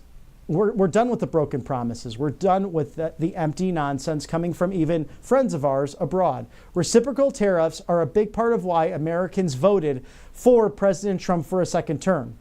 It was a cornerstone of his campaign from day one. And everyone knew he pushed for them once he got back into office. Stephen Miller laid this out so well just the other day about why these work for America, why it brings trillions of dollars back into the economy. These tariffs are central to President Trump's plan to reverse the economic damage left by the former president and put America back on a path to a new golden age of competitiveness. Things that will, in addition to tax cuts, reforms in Social Security, will make this country truly into a golden era once again. Tariffs work. Studies have shown repeatedly that tariffs can be an effective tool for reducing or eliminating threats that impair United States national security and achieving economic and strategic incentives. Even former AutoPen Treasury Secretary Janet Yellen affirmed last year that tariffs do not raise prices. She said, this is to quote Yellen, this is a globalist, mind you, "I do not believe that the American consumers will see any meaningful increase in the prices that they face." End quote. And that's talking about the use of tariffs. A 2024 economic analysis found that a global tariff of 10% would grow the economy by $728 billion, creating 2.8 million jobs and increasing real household income by over 5.7%. So now we wait and see. We wait for legislation as well by the Republican-led Congress. And hopefully we'll have naysayers like the Kentucky Republicans, Mitch McConnell and Rand Paul, finally step up for the working class in this country so we stop getting screwed at an international level. And then in turn, this is why President Trump talks about Governor Mark Carney of Canada. That's why Canada should be part of the United States, because we pay billions for their security. If they're attacked, they can have access to not only our sixth-generation fighters, with President Trump rolling out with the F-47, but they're protected by nuclear weapons. They don't need them because of the goodness of this country. Promises made, promises kept by this president, and it's an exciting time for this new golden era. Stick with us here on the right side of history, here at Right Side Broadcasting Network Live. Go to a quick commercial break. I'm Robert McNeely. It's a joy to be with you this evening. Stick with us as we cover the latest news from President Trump, the White House, and America First. We'll be back with you on the other end. Welcome to Right Side Broadcasting Network, your trusted conservative news outlet. At RSBN, we deliver the truth when the mainstream media falls short. Since 2015, we've proudly broadcasted every single one of President Trump's iconic MAGA rallies, bringing you the excitement and energy live before anyone else. By watching RSBN, you get an unfiltered front row view of the action on the ground. We interview the crowds to give a voice to millions of Americans just like you. We show you President Trump's speeches in their entirety, free from interruptions and censorship. We cover the stories that matter to you with the integrity and passion you deserve. Thank you for choosing RSBN as your home for America First news. Together, we stand strong, united, and informed. So join us and be part of the right side of history. President Trump is keeping his promises and saving America. And your kids can learn all about it for free with a new Kids Guide to President Trump. This fun guide shows kids all the steps President Trump is taking to put America back on top of the world stage, including building a strong economy, protecting our borders, and negotiating trade deals. It's an exciting way for kids to learn about President Trump's outstanding leadership. Act now and get a free bonus guide, The Courage of the President. Order now at freetrumpbook.com. That's freetrumpbook.com. Hey y'all, it's Silk from the Diamond and Silk Chit Chat Live Show. Look, don't forget to check me out right here on RSBN Network. Be sure to watch the show on Right Side Broadcasting Network, and I want you to support Right Side Broadcasting Network. Yes, it's imperative that you do so, okay? I look to see y'all soon. Bye-bye. I hear every day about the products you all wish MyPillow carried. Well, guess what? We probably do. Slippers, bathrobes, pet beds, blankets, mattresses, sleepwear, loungewear, duvets, comforters, pot holders, aprons, oven mitts, and so much more. And they're all on sale. For example, get our best-selling standard MyPillows for only $14.98. Body pillows, $29.98. 6-piece bath towels or kitchen towel sets, just $29.98. Multi-use MyPillow 2.0s with pillowcase, $9.98. Save $40 on our Spring Percale and Giza Dream bedsheet sets. Any size, any color, and so much more. So go to MyPillow.com or call the number on your screen. Use your promo code to save up to 80% on all MyPillow products. And I've never done this before. When you spend $100 or more, you're going to get 2 standard MyPillows absolutely free. And welcome back to Right Side Broadcasting Network Live. A live shot there of Doral. They are getting the course ready, of course, for the Live Golf Tournament. Probably my favorite extracurricular activity to do. I love going to golf tournaments.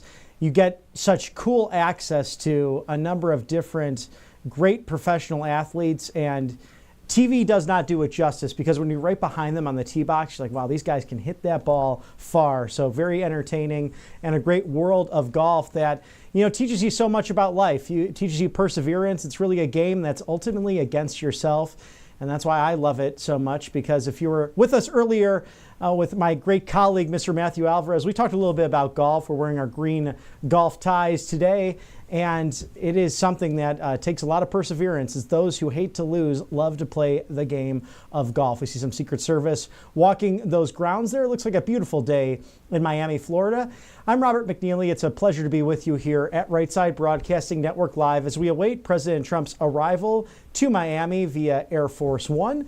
And of course, celebrating what was yesterday Liberation Day in America. And finally, once again, thanks to President Trump's brilliance and knowledge of the use of money, he is able to bring reciprocal tariffs to our great country against those bad actors and friends of ours, too, who simply took advantage of those former presidents that chose to sell out America for globalist policies and ultimately to enrich themselves. There's a live shot there of Trump Doral. This is a beautiful golf course. I had the privilege of playing myself way back in high school. This is before Mr. Trump purchased the course, and I have a funny story about this, and I actually told him this at Mar-a-Lago a few years back. Former Mayor Rudolph Giuliani, America's mayor, his autobiography, Leadership, really had a huge influence on me when I was growing up. This is after the 9/11 attacks, and I had the book with me, and it was actually, this is going back to 2005, so roughly 20 years ago, and I could tell he was somewhat distressed. He was actually, I did not know until watching the news the next day, testifying against one of the ringleaders in New York City against one of the individuals who masterminded 9/11. I tried to get his attention. I tried to get his signature on that book, and he kind of scurried away from me back when I was in high school. But I had a moment to tell him at Mar-a-Lago, I said, "Sir, I'm still looking for that signature on one of my favorite autobiographies, yours, Leadership by Rudolph W. Giuliani. I highly recommend it. Go to your favorite bookseller now and get that. It's a great story in life. It's things like weddings discretionary, funerals mandatory, the way he led his life, and especially his tenure as America's mayor, serving New York City during that very uncertain time." So we're big fans of Mr. Giuliani here at the network, a gentleman of the highest order and someone who has sacrificed, a great American patriot, for fighting for election integrity, fighting for the truth, and we hope continues to fight for many more years. And definitely a good golfer in his own right, someone who enjoys the Trump Doral. So we await President Trump, who is en route to Miami, at getting close now to the 5 o'clock hour, live here at Right Side Broadcasting Network. The White House just released an email just about an hour or so ago, and this is the United States Trade Representative under President Trump, talking about our manufacturing renaissance being here. As President Donald Trump ushers in a new Made in America revolution with his America First trade policy, United States Trade Representative Jamieson Greer lays out on X just how many decades of economic surrender through unfair trade practices robbed the American people, and how the days of foreign countries ripping us off are finally over. But you know who's not ripping us off and can help you right before tax day? Tax Network USA, the great patriots here sponsoring us at Right Side Broadcasting Network, tnusa.com/RSBN. Settle those back taxes now. We know that President Autopen hired 88,000 new IRS agents to harass you, the American people. So protect yourself from the IRS. Settle those back taxes today. Visit tnusa.com/RSBN. Call them today. Do not delay. 800-357-1415. That's 800-357-1415. Get all the information you need to know leading up to Congressional Democrats' favorite day of the year, April 15th. Of course, Republicans, we know their favorite day is the 4th of July. But we're just a bit shy of our 249th birthday. So in the meantime, settle those back taxes today. Thank you to tnusa.com/RSBN. That's Tax Network USA Incorporated. They know exactly what you need to do in order to protect yourself, whether it's property taxes, state and federal income tax, and maybe that will be gone in the future as we look forward to perhaps the next phase of MAGA and MAWA, I guess you would call it that. Of course, we're mahaing every day, but make America wealthy again while we're at it with the External Revenue Service. But in the meantime, protect yourself from the IRS. Settle those back taxes today. Visit tnusa.com/RSBN. Thank you to Tax Network USA Incorporated for sponsoring us here at Right Side Broadcasting Network Live. Of course, the U.S. Trade Representative Jamieson Greer speaking on many charts regarding the Biden administration. Mr. Autopen had a trade deficit that soared from up to $1.2 trillion in 2024. It's not sustainable. This is a national security issue for the United States. President Trump is correcting this long-standing trade imbalance caused by non-reciprocal trade relationships by imposing tariffs to different levels of the playing field for American workers. And how important is that to do with trillions of dollars of goods really falling underneath us? And we saw that from the last administration. Of course, when Joe Biden was a senator, he was cheering on with a glass of champagne in then the Clinton White House with vice premier at the time, Xi Jinping, of course, the totalitarian leader of the Communist Chinese Party. For decades, the trade status quo has allowed countries to use unfair trade practices to get ahead at the expense of hardworking Americans. President Trump is revolutionizing our trade policy to put American economies and the American worker and our national security first. And this was even with friends across the world. May God rest his soul, Shinzo Abe, a great fan of the United States, and in turn, we're great fans of the Japanese people, an amazing culture, good people. And when he was golfing with President Trump at Mar-a-Lago early in the first term, well, actually it was at the Trump International Palm Beach, not far from the Mar-a-Lago estate, President Trump said, "Why have you guys done this to us? Shinzo, why, my friend, have you done this to us?" And he said, "Sir, past presidents, they just never countered on the offer. So we thought we were getting a good deal."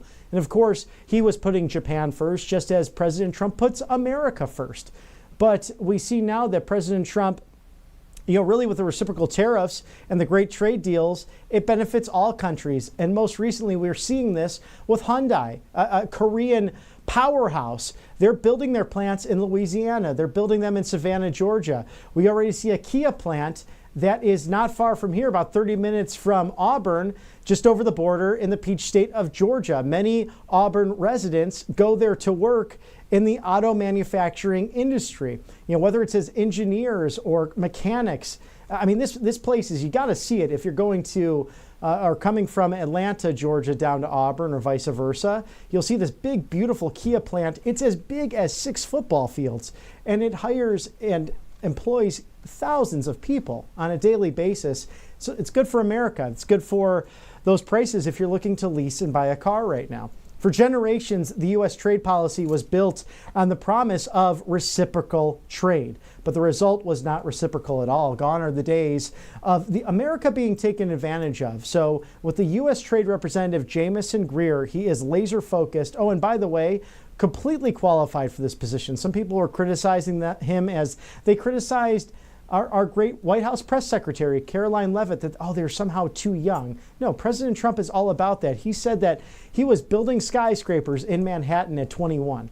Of course, they're prepared to take on these big jobs, and they are excelling at them in an amazing way. But the United States Trade Representative, Mr. Greer, is laser focused on increasing foreign market access for U.S. stakeholders to restore and grow American exports in every sector possible. So we've seen this with the non-tariff barriers imposed on American products. The EU can sell all the shellfish it wants to the United States, yet the EU uses non-scientific regulatory barriers to bar shellfish exports from 48 states. How does that make sense? China's non-tariff measures and high tariffs on U.S. agricultural products like soybeans, pork, wheat, and corn have greatly restricted market access for American farmers. Removing these barriers would generate an estimated $6 billion in additional animal exports of these products. It's only good for us here in the United States. Indonesia maintains local content requirements across a broad range of sectors. So complex import licensing regimes, and starting this year, will require natural resources to onshore all export revenues for transactions worth $250 or more. So I can go on and on with all of this, but to make the long story short, President Trump's trade action will usher in a reshoring renaissance and open foreign markets, expanding our manufacturing base and creating new high-paying jobs. In the final year of the Autopen administration, an average of 9,000 manufacturing jobs were lost every month. In President Trump's first full month of office, the country gained more than 10,000 manufacturing jobs. He's reshoring a renaissance here in America. And for old Scranton Joe and picking yourself up by the bootstraps, quite frankly, you're full of it. Mr. Autopen yourself, you should be ashamed of yourself, Joe Biden. And I'm sad to even say something like that with the former president. I want to respect all those who held this prestigious, amazing office. But the truth is, the living predecessors of Donald Trump screwed the United States and harmed the UAW, hurt our workers, hurt the people from my neck of the woods in the Chicago area. I grew up seeing it. as plants were shut down more and more. And I was fed this BS line growing up that the only way you can succeed in America is by going to a 4-year institution. And I love my alma mater, the University of Illinois at Urbana-Champaign. Many call it the Harvard of the Midwest. Well, that was just a joke, but it's quite a good school, especially for business, engineering, and of course my major, opera studies of all things. But I learned a lot there. It's where I became, fully, I think, within my belief system, my worldview, whether it be religious, social, my philosophical outlook on everything, and some of my best friends from there.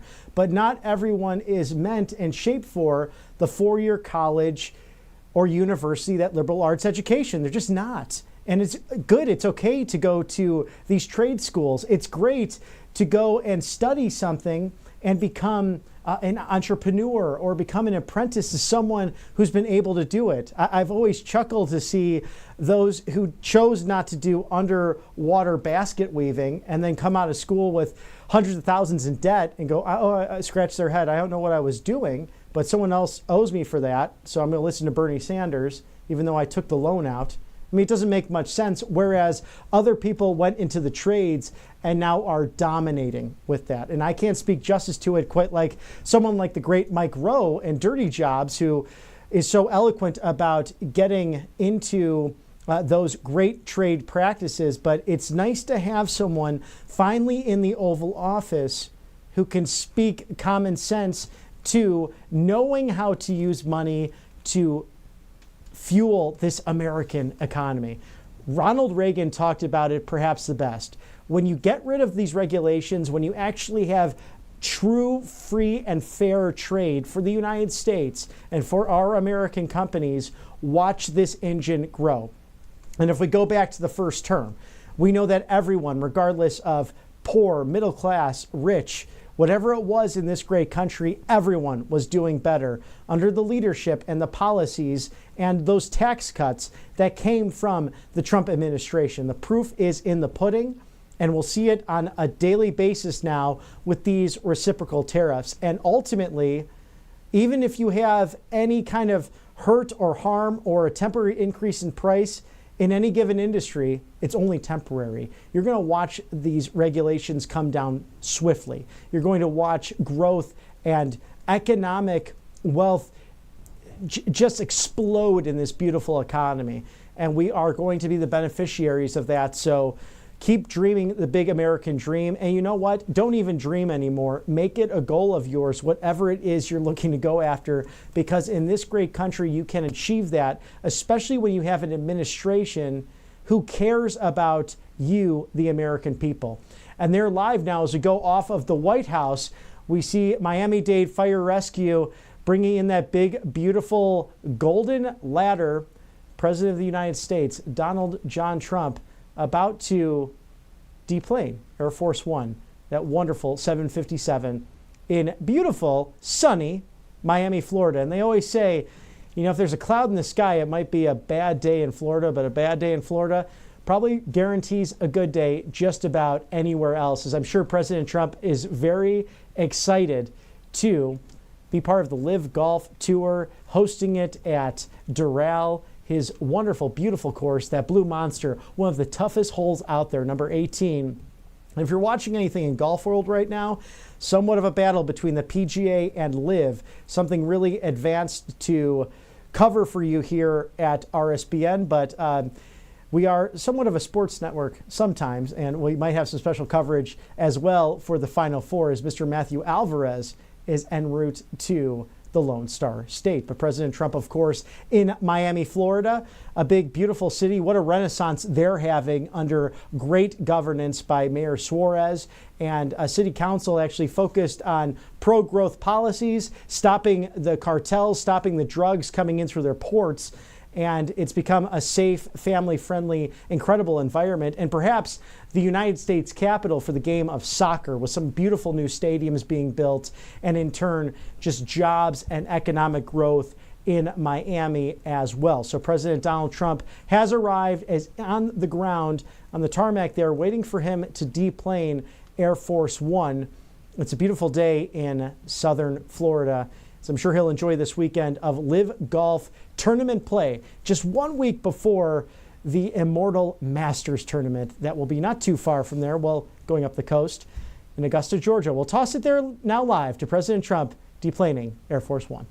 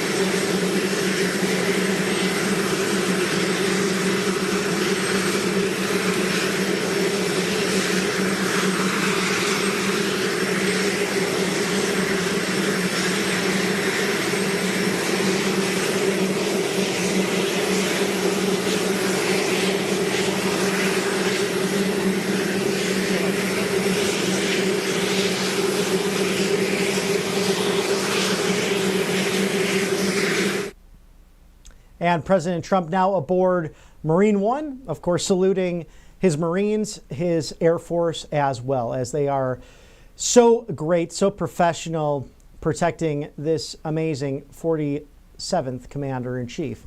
President Donald Trump has arrived in Miami, Florida, again for the Live Golf Tournament, just 1 week before that great Masters tournament, which will bring together both the PGA and Live Golf, 2 separate tournaments, 2 separate tours. And Live Golf, go and see one if it's in your neck of the woods, or, travel to one as well. It's so much fun. Let me tell you about this. I mean, nothing like a DJ on a golf course. Can you imagine the way things have changed? Some things for the better, some things not. But this definitely for the better, with President Trump involved with his favorite game, and for many of us, our favorite game, being out on the links, a great thing for family and friends to enjoy with one another. And we'll stay here live to watch this beautiful takeoff of Marine One en route to the golf course. And I am excited to see all of the tournament play this weekend. I'll probably be tuning in myself, because I got to tell you, number 18, the Blue Monster, is just a shocker. I actually have one of my head covers is the Blue Monster itself. So it's like a dragon-looking creature. It's kind of funny, and it's an eye grabber for people to look at on the golf course. Like, what is that? And I'm like, oh, it's the 18th hole at Doral. So it's a nice memento to a beautiful golf course in South Florida. We're celebrating Reciprocal Tariff Day. Of course, yesterday, the Liberation Day, as President Trump put it, that if countries are going to take advantage of us, we will take advantage of those countries as well. And it's simply the golden rule. If you treat us poorly, we will snap back in a very patriotic and peaceful way, just bringing you to the table for negotiations with those tariffs, because tariffs create wealth.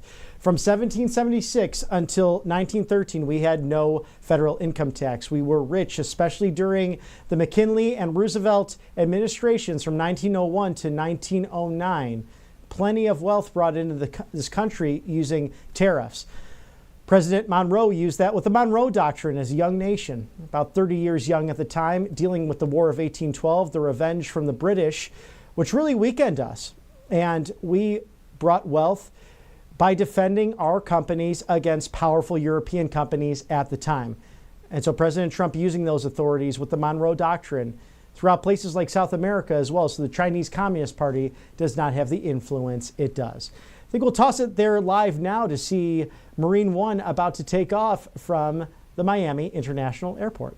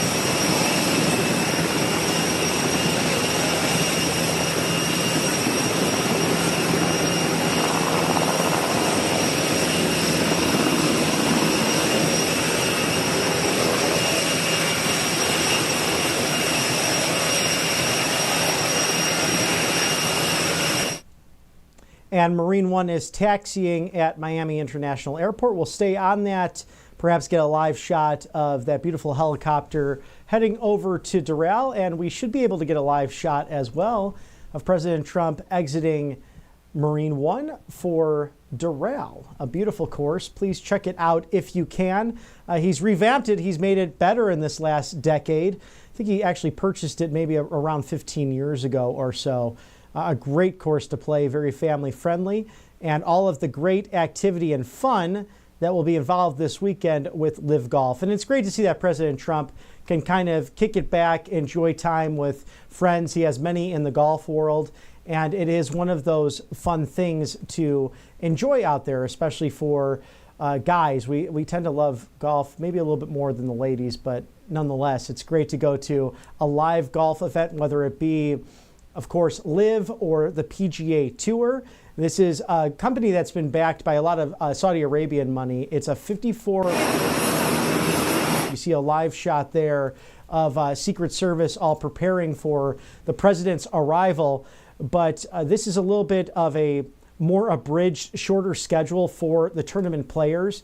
And as Dustin Johnson put it, one of the top players in the entire world, it's nice to have a little bit less time on the golf course and, of course, more time with family. Like you said, I signed the contract because they're paying me more, and then I have to work less. So it's kind of the proof is in the pudding there. It makes a lot of sense. But these great competitors, whether they be PGA or Live, will come together next week as well for the immortal Bobby Jones tournament known as the Masters, and that will be in Augusta, Georgia, the Peach State. I had the privilege of attending 2 years ago myself, and it's a memory I will never forget. A big golf fan that I am, as you get that beautiful shot of Trump Doral. I love the turquoise right up against those palm trees, and it is truly, as Jimmy Buffett once said, 5 o'clock somewhere. It's 5 o'clock in Miami, Florida, 2 o'clock or so on the West Coast, the Golden State of California. Thank you for joining us here at Right Side Broadcasting Network Live.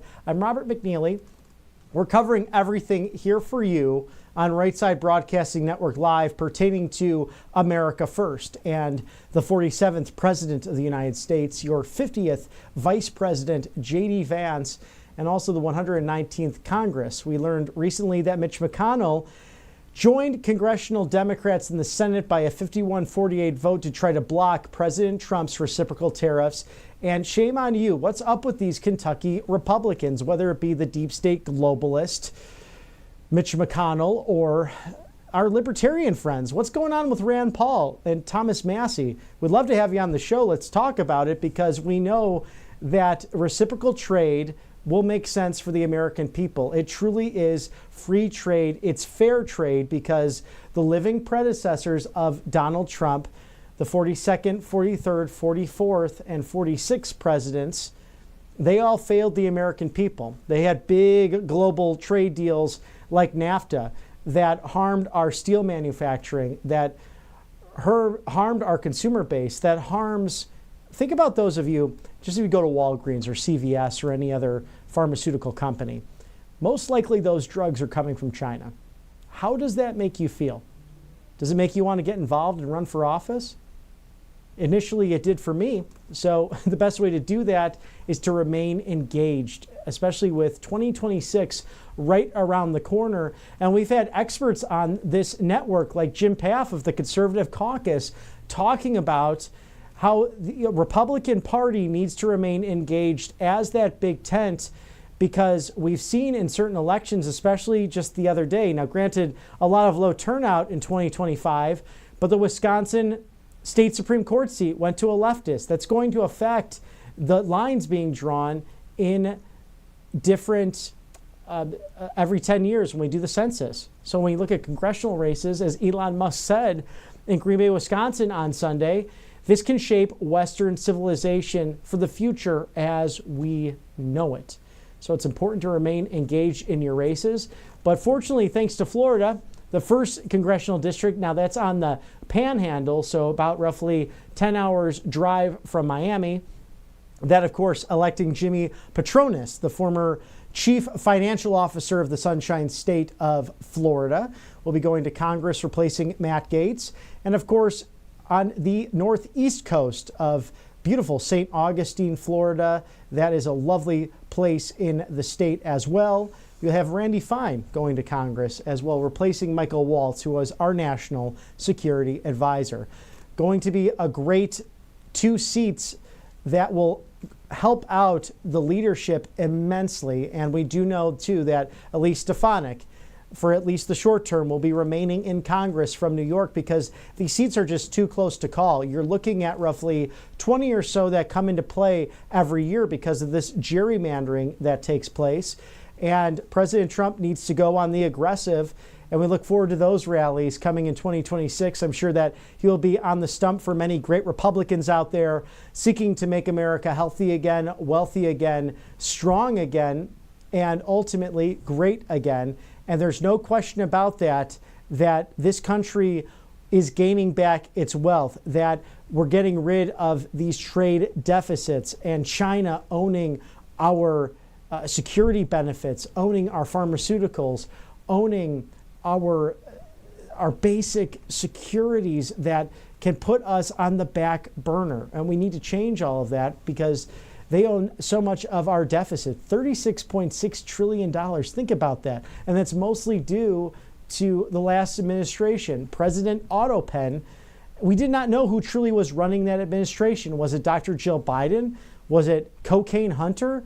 Was it Alejandro Mayorkas? He left that border wide open. Some of these people should be criminally prosecuted for the laws they broke because they simply ignored the laws on the books. So you have to look at it this way. We look at it in journalism as very basic and simple. Say, for example, you open the door and look outside. Is the sky blue? Is the grass green? Is it sunny outside? Is it storming? There's basic certain natural truths you can see with your eyes. As you can see that beautiful Trump Doral, the sun has come out because God is smiling upon President Trump and this incredible team of people making our country great again. But you look at all of this and you have to ask yourself, what is just the reasonable truth right in front of me that I could see with my own 2 eyes? And there's no question that the proof is in the pudding. Securing the border was within the purview of the federal executive, the President of the United States and his team to do that. You had the Lone Star State of Texas and Governor Greg Abbott, to their credit, trying to put balloons up and buoys and different wires and also finishing the wall in order to stop illegal alien migrants from crossing our southern border. Many of them criminals, many of them spies, many of them not Mexican, but from Central America, South America, Chinese spies. You had Al-Qaeda. We can't forget about the threats from radical Islamic terrorism. And so it's so refreshing to have an individual who wants peace through strength, who wants to dialogue with people. This is President Trump, but he's also unafraid to attack the Houthi rebels who have done so much harm to not only our Jewish friends, but especially to Americans. And that's why it's good that visas are being revoked for people who choose to come here as guests, and then they create violence on college campuses like Columbia University, like Berkeley out west. How dare you attack someone based on their religious backgrounds or based on the color of their skin? It's exactly going against what Martin Luther King called for, basing judgment on a person on the content of their character, not on their affiliations, not on their backgrounds, not on their personal beliefs, but rather who they are as a human being. And we are one race, we are one people, all children of God. And this president recognizes that, unlike the last administration who sought to divide in every aspect of American life. So it's a relief to be living now in April of 2025 after that long national nightmare that we had with President Autopen at the helm. Hope he's doing well, hope he's enjoying his retirement, but he did that on the back of people from Scranton, his hometown, who he claimed to fight for. There was no one worse for the middle class than Joe Biden and his educational secretary, Dr. Jill. They harmed American workers at every step of the way. But this president, as we saw yesterday with the UAW, president and supporters surrounded by making this country great again with reciprocal tariffs. And we'll take a quick shot now of, I believe it's President Trump on Air Force One, who's coming into Miami. Of course, right now he's on Marine One, but I think we could take that perhaps live shot there, if I'm correct, Mr. Director. Wonderful. We'll toss that there now and see President Trump en route. How are you, Mr. President? I haven't seen you in a while. $5 million. For $5 million, this could be yours. That was the first of the cards. You know what that card is? Gold card. It's the gold card. The Trump card, gold card. Who's the first buyer? Me. Who's the second? First. I don't know, but I'm the first buyer. It'll be out in about less than 2 weeks, probably. Pretty exciting, right? You ready for some questions? Anybody want to buy one? Okay, let's go. First, we'd love to get your reaction, sir, to what's going on in the financial markets today. Well, I mean, it's to be expected. This is a patient that was very sick. We really inherited a terrible economy, as you know, with a lot of problems, including loss of manufacturing and plants closed up all over the country. You know, we've lost 90,000 plants since NAFTA, if you think of that. 90,000. It's not even believable. And about 6 million jobs. And so it was a sick patient. It went through an operation on Liberation Day. And it's going to be a booming country. A very booming country. It's going to be amazing, actually. And we see it because we have trillions of dollars committed to come in. Trillions. Sir, can I ask you, when you say that it was an operation and the patient's healthy now, does that mean you see us as kind of towards the high water mark in terms of how high? Sure. The operation's over, and now we let it settle in. You see the plants are starting to construction already. We have many plants. Indiana, massive auto plant, the Honda, and we have so many plants, and they'll be under construction. And as they start to build, you're going to see a lot of construction jobs, and you're going to see a lot of jobs when they open. Does that mean chips and pharma tariffs are not on the table? They're starting very soon. The chips are starting very soon. The pharma is going to be starting to come in, I think, at a level that you haven't really seen before. We are looking at pharma right now, pharmaceuticals, as a separate category. And we'll be announcing that sometime in the near future, not too distant future. Are you negotiating? That's under review right now. Are you negotiating with partners currently? What we have is a set of tariffs based on what they've been charging us. That's reciprocal. And those tariffs have come in, and every country's called us. That's the beauty of what we do. We put ourselves in the driver's seat. If we would have asked some of these countries, almost most of these countries, to do us a favor, they would have said no. Now they'll do anything for us. But we have tariffs, they've been set, and it's going to make our country very rich. But are you open to deals with these countries if they're calling you? Well, it depends. If somebody said that we're going to give you something that's so phenomenal, as long as they're giving us something that's good. For instance, with TikTok as an example, we have a situation with TikTok where China will probably say, we'll approve a deal, but will you do something on the tariff? The tariffs give us great power to negotiate. Always have. I've used them very well in the first administration, as you saw, but now we're taking it to a whole new level because it's a worldwide situation. And it's very exciting to see. And what it's done is driven a lot of great companies to our country, and you're going to see construction starting all over. I already got a couple of calls from Lee Zeldin from Environmental. He's got some big plans to approve. Mr. President. How long will it take to get American manufacturing to where you would like to see it? Well, let's say it's a 2-year process. You know, they start a plant, and they're big plants we're giving them approval to also, in many cases, to build the electric facility with it. So you have electric generation and the plant, and they're big plants. Now, the good news is a lot of money for them, and they can build them fast, but they're still very big plants. So I'd always say it would take a year and a half to 2 years. Mr. President, I'm curious. They've already started. Mr. President, have you been following the New York City mayor's race? And specifically, Andrew Cuomo is now the front runner, according to the polls. How do you feel about that? Do you think you can have a good relationship with the mayor, Andrew Cuomo? Well, I've always gotten along with him. We had our ins and outs a little bit. We did a great job for him. Remember, we built the convention center rooms for him. He didn't use them, unfortunately. And we sent the Mercy ship. We sent the really magnificent hospital ship, and they didn't use it. But we always had a pretty good relationship. You going to make an endorsement in that race? Well, it's not something I'm thinking about yet. Is he thinking about running? Yeah. On Russia-Ukraine, there's a Russian envoy in town for some meetings. Can you give us an update on how that's going? We do. We have an envoy from Russia. We're talking about it. We'd like to see that stop as soon as possible because thousands of people are being killed a week. Soldiers, mostly soldiers, and Ukrainian soldiers and Russian soldiers. And you're losing 2,000, 3,000 sometimes a week. So we're spearheading the drive to get it done.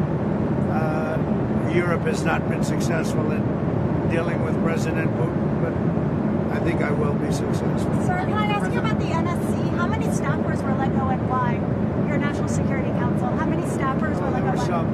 There were some. Always we're going to let go of people that we don't like, or people that we don't think can do the job, or people that may have loyalties to somebody else. You'll always have that. So you mentioned Netanyahu recently. Israel has now talked about staying in Gaza, doing long-term occupation. Has anything changed in regard to the U.S. Gaza-Israel plans? I spoke to him today, as a matter of fact. And I think he's going to be coming to our country sometime in the not-too-distant future, maybe next week. And we'll speak about Israel, and we'll speak about what's going on. That's another thing we'd like to get solved. And I think we will get it solved. But I think he very well may be coming next month. Benjamin Netanyahu. Sir, can I follow up on your earlier comment about TikTok? You said that the Chinese might be willing to agree to approve that sale in exchange for tariff relief. Is that something that you've floated to them or you've heard from them? Or? No, I'm just using that as an example. Okay. Let's say we had a problem with TikTok, and let's say China wasn't going to approve. We could use tariffs in order to get it approved. The deadline is you give them Saturday. something in return. What's the update on the deal negotiations for TikTok? We're very close to a deal with a very good group of people for TikTok. Larry Ellison, or is it multiple investors? Just multiple.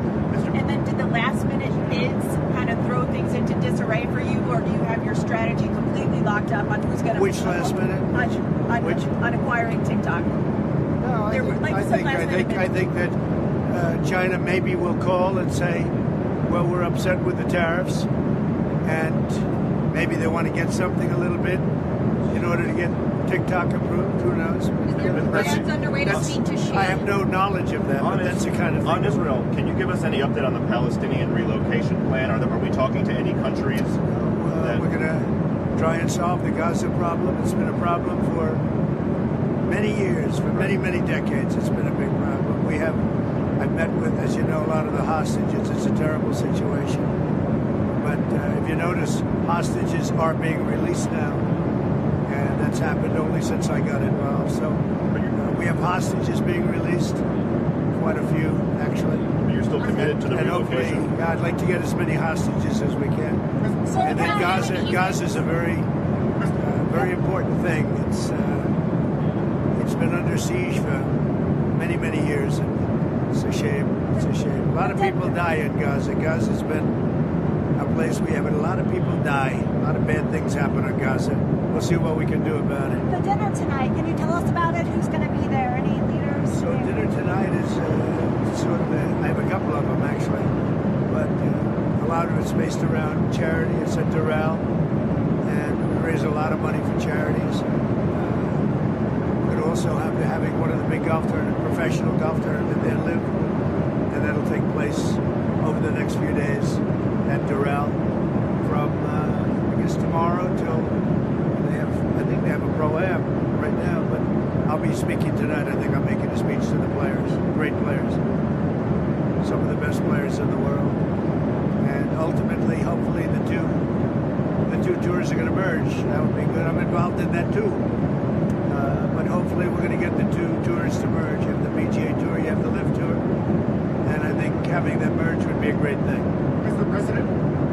Yes. About the tariffs, do you have any message for the American businesses that might feel the reciprocal tariffs coming from the EU, for example, or from other countries? Well, I think it's going to all work out. Remember, there are no tariffs if you build your plant or you build your product, make your product in the U.S. And so a lot of people, I mean, there's going to be a transition period because they're going to be building instead of paying tariffs to some other place. But there are no tariffs. You know, if you think there are no tariffs, all you have to do is build, make your product in the United States. So it's and a lot of people are doing that. They're moving, like the auto companies. I know I spoke to 2 of the 4 or 5 that are really active. And they've already started moving their parts making things out of Mexico, out of Canada, and into the United States. Sir, do you have a sense of how long Elon Musk's mission will last and when he will depart? Well, Elon is fantastic. And I think it's, he's a patriot, and I think it's a shame what they're doing with his car company. And a great car, it's a great car, great product. And it tells you what a patriot he is. He's amazing. No, I mean, as long as he'd like, I like smart people, and he's a smart person. I also like him personally. When he endorsed me, that's when I really got to know him. I knew him a little bit before that, but not much, and then he endorsed me. And it was a very strong, embracing endorsement, as we all know. And I would say Elon will stay for a certain period of time, and then he's going to want to get back to his businesses full time.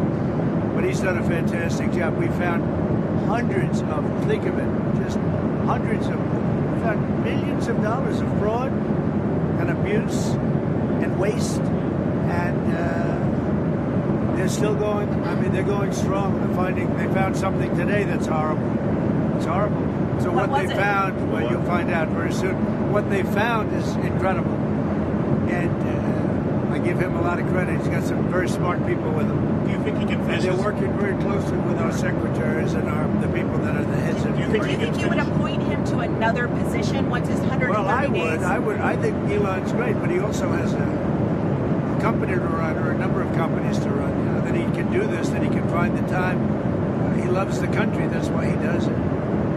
But we're in no rush. But there'll be a point at which time Elon's going to have to leave. So he doesn't give you a specific date. I would think a few months. Even when Elon leaves and goes back to being CEO, will Doge stick around in some kind of capacity? Yeah, it'll still Doge itself. Yeah. At some point, just so you understand, I don't want to get it wrong. I want Elon to stay as long as possible. Number 1, I like him. Number 2, he's doing a great job. Number 3, he is a patriot. That's why he's doing this. And he's, it's very costly for him. But, so I want him to stay as long as possible. But there'll be a point where he's going to have to leave. And when he does, the secretaries will take totally over. And Doge will stay active. We have a lot of smart people. A lot of those people, I believe, are going to go into the agencies. And they'll work on it from the inside. You mentioned auto companies that you've been speaking with. Have you spoken to any executives today? Yeah. I don't want to say who, but I speak to a lot of the auto executives. But we have much more than autos. We have chips coming in. We have steel coming in. The steel factories are opening up and expanding at levels that people have not seen. Also, can you tell us a little bit about your meeting with Laura Loomer and Mike Waltz today, and how that came about? So Laura Loomer is a very good patriot. She is a very strong person, and I saw her yesterday for a little while. She makes recommendations of things and people, and sometimes I listen to those recommendations, like I do with everybody. I listen to everybody, and then I make a decision. But I saw her yesterday. She was at the ceremony, and she'll always have something to say, usually very constructive. What did she recommend? She recommended certain people for jobs. Adding to the administration, not adding. Who did she not recommend? firing? Well, she'll recommend that too. But yesterday she recommended some people for jobs. Did she have anything to do with the NSC aides who were ousted? No, not at all. Do you know how many, sir? Do you know how many from the NSC? Not many. Was it 5, a dozen? I really don't know. Who does Laura want? There were a couple there. Who did Laura recommend hiring? Well, I don't want to say that, but she's recommended some good people over the years. She's been in the party a long time. She's done a good job. Do you trust your national security staff is doing what you want them to do? We've done very well. We've had big success with the Houthis, as you probably know. Nobody's been able to do it like us. And they were shooting the boats out of the water. They were sinking ships. That's what they want to do. They're getting a big charge out of sinking ships. And unfortunately, they're associated with Iran very closely. So they have to stop that. But we've hit them very hard, and we've been hitting them very hard. Sir, did you talk to Congresswoman Luna about her resolution to end maternity leave? But Congresswoman, about her resolution to allow proxy voting for new mothers? Did you speak to her? I did, and I would say this. I guess there's two sides to it, right? It's a little controversial. I don't know why it's controversial. I think she's great. Anna. Do you support her movement to have proxy voting? I think that, and I'm going to let the speaker make the decision, but I like the idea of being able to, if you're having a baby, I think you should be able to call in and vote. I'm in favor of that, but I understand some people aren't. I'm not involved in the issue, but I did. I spoke to Anna yesterday. She and some people feel strongly about it, and I would agree with it, yeah. Sir, you mentioned Iran. They have come out and said if they're going to sit down with the U.S., they want to use an intermediary. And I believe the U.S. wanted direct talks. Would you still be willing to talk to them by an intermediary? I think it's better if we have direct talks. I think it goes faster and you understand the other side a lot better than if you go through intermediaries. They wanted to use intermediaries. I don't think that's necessarily true anymore. I think they're concerned. I think they feel vulnerable, and I don't want them to feel that way. And I think they want to meet Iran. They're talking about Iran. You said you don't think they want to use intermediaries anymore. Did they send another letter? Yeah. Did the UAE let you know about this? I know for a fact.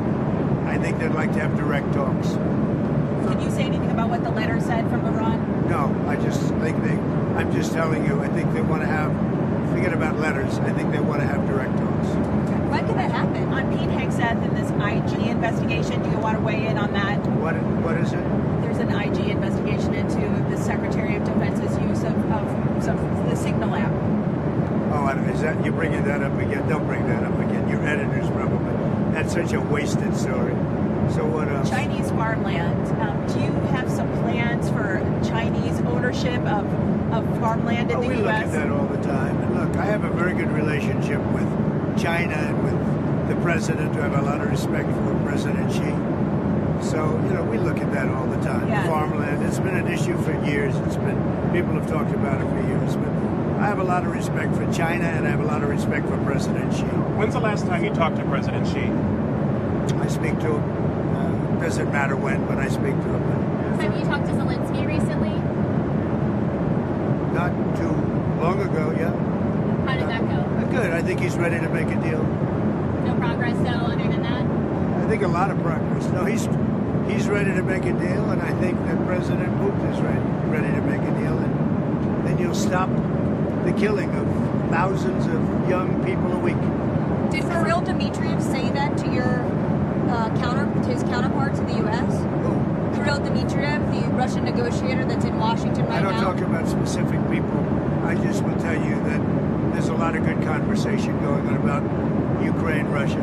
Sir, have you given your approval for the UK's deal over the Tagus Island that Prime Minister Starmer and you discussed? We're talking to the Prime Minister about it, and we'll see how that turns out. We have a very good dialogue going. And I think he was very happy about how we treated them with tariffs. Sir, there are a lot of people who were upset about how the Daily Mail. A lot of people were upset today about how their 401ks were doing. Do you have investments? Were you looking at I think our markets are going to boom. We've got to give it a little chance, but we're taking in jobs, and we're taking in industry, and we're taking in trillions of dollars. I think our markets are going to boom. Got to give it a little bit of time, but they've already started construction on numerous plants. Soon it'll be many, many plants all over the country. They're going, and so you got to give that a little time. I haven't checked my 401k. Thank you very much. Sir, one question on the Fed. A lot of money markets are now pricing in more Fed cuts this year. Well, one thing I like is interest rates going down. You see that happening. The 10-year yield. You know what's beautiful 4%. is interest rates go down. I like groceries going down. I like eggs going down. If you look at it, and very importantly, the gasoline prices are going down. So a lot of good things are happening. Thank you very much. Thank you for your time, Mr. President.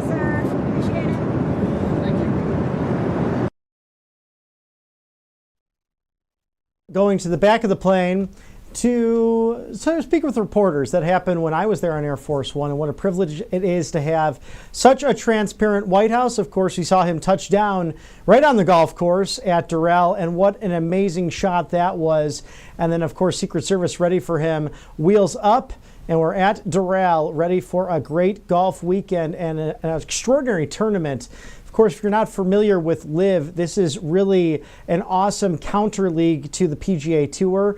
Both are outstanding in their own right, but this one's pretty unique because you have DJs. It's a high velocity, high energy, entertaining weekend, and it's 54 holes. In addition, the players can actually wear shorts instead of the long pants. So a little bit different than PGA Tour regulations. And of course, President Trump, going back to the first term, because of the woke nature of nonsense going on, had some of the LPGA and other events pulled from his great courses. So he's found a nice partnership with LIV so he can host some of these great tournaments on his courses. And he is someone who enjoys golf immensely and has really made it a big part not only of his career, but just part of his enjoyment. When we were with him in West Palm Beach, Florida, of course, he successfully defended his championship, and perhaps the last one he mentioned that he'll participate in at Trump International Palm Beach. So there we see a beautiful shot of Doral as well with Marine One on the course. And back to our beautiful White House, 1600 Pennsylvania Avenue. President Trump arriving in Miami, Florida. We'd like to thank our sponsors here at Right Side Broadcasting Network Live. Of course, there's Colonial Metals Group, a great way to secure your financial future. That's Paul Stone, of course, the wonderful CEO, and his staff. Scan that QR code now. Shield your savings, because from 1971 until now, gold has gone up over 7,000%. Just think about that.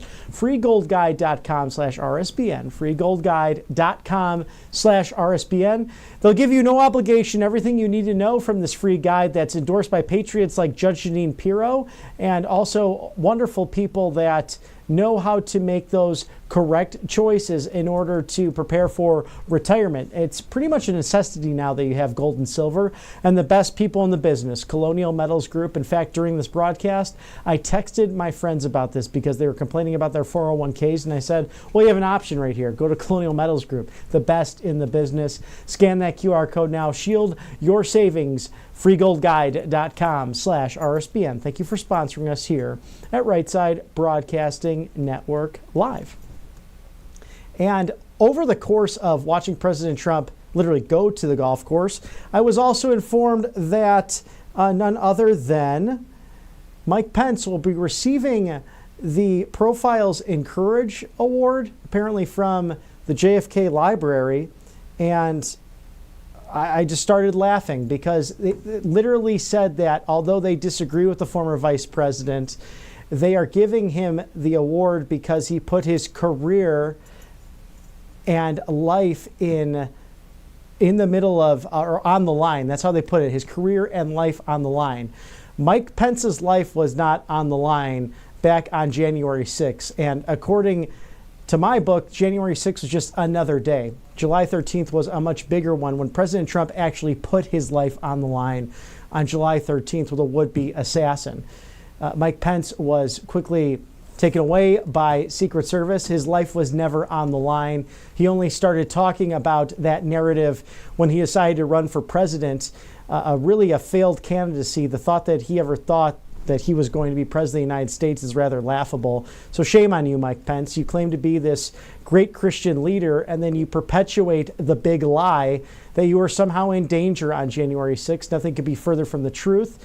You should not accept that award, and quite frankly, you should apologize to the American people for the actions you took as part of that to try and disgrace the name of President Trump. But that's just my take on that. What say you? Please send in your thoughts on that. Feedback at rsbn.tv. If you wish to opine, that's feedback at rsbn.tv. All I can say is President Trump a winner, former Vice President Mike Pence a total loser. And I will stand by that. Feedback at rsbn.tv. And Mr. Director, any other sponsors to thank before we wrap for the evening? Oh, well, if you like what you see here on the right side of history, we love you, the American people who took that mandate to a vote on November 5th of last year to send President Trump back to the Oval Office. So support us right here at Right Side Broadcasting Network with your generous dollars. Text RSBN to 801-801 and support citizen journalism on the forefront of the new media. Visit RSBN or rsbnetwork.com/donate. Again, rsbnetwork.com/donate, or text RSBN to 801-801. It's a pleasure to be with you here at Right Side Broadcasting Network Live. We are citizen journalists, analysts, everyone really focused on the right side of history, bringing you unbridled access to your president, your vice president, and every aspect inside and outside of the Beltway. As we hope you enjoy the Final Four weekend. Matthew Alvarez is on his way to Texas, so he's going to have some great reporting from there. We'll perhaps have some action from Toomer's Corner, and it is just always a joy to be with you here at Right Side Broadcasting Network Live. I'm Robert McNeely. I hope you enjoyed the coverage this afternoon into the early evening. President Trump traveling from Joint Base Andrews to Miami International Airport and then flying on Marine One to Doral Golf Course, his resort and spa, which is a beautiful one to enjoy. So please visit when you can. If there's no breaking news, we will sign off for the evening, as it is 5 o'clock somewhere on this beautiful East Coast of ours. Of course, early afternoon still on the West Coast. So we hope you're having a wonderful day, getting ready for the weekend, and ready to cheer on your favorite team in the Final Four. We sure will be cheering on those Auburn Tigers as War Eagle has commenced. We are excited here on the friendliest village in the Plains. I'm Robert McNeely. If there's no other breaking news, we will be right here with you at Right Side Broadcasting Network Live. Stick with us. We'll see you tomorrow. Good night. God bless. See you soon.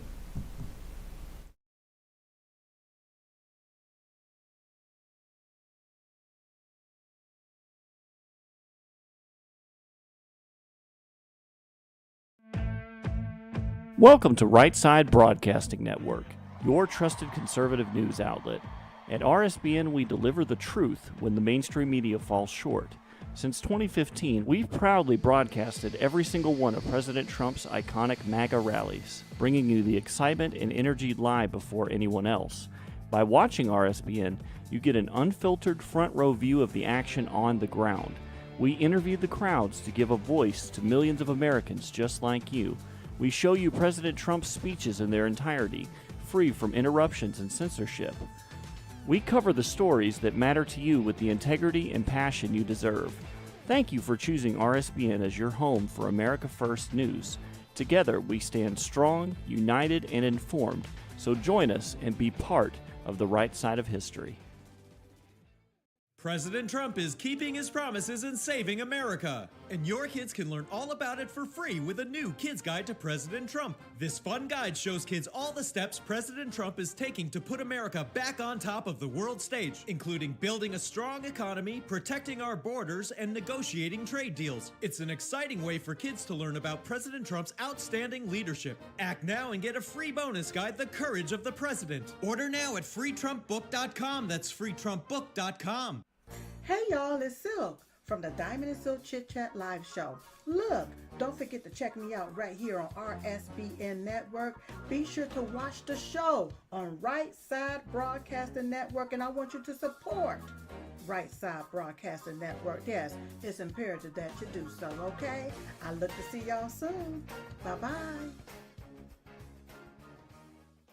I hear every day about the products you all wish MyPillow carried. Well, guess what? We probably do. Slippers, bathrobes, pet beds, blankets, mattresses, sleepwear, loungewear, duvets, comforters, pot holders, aprons, oven mitts, and so much more. And they're all on sale. For example, get our best-selling standard MyPillows for only $14.98. Body pillows, $29.98. 6-piece bath towels or kitchen towel sets, just $29.98. Multi-use MyPillow 2.0s with pillowcase, $9.98. Save $40 on our Spring Percale and Giza Dream bedsheet sets. Any size, any color, and so much more. So go to MyPillow.com or call the number on your screen. Use your promo code to save up to 80% on all MyPillow products. And I've never done this before. When you spend $100 or more, you're going to get 2 standard MyPillows absolutely free.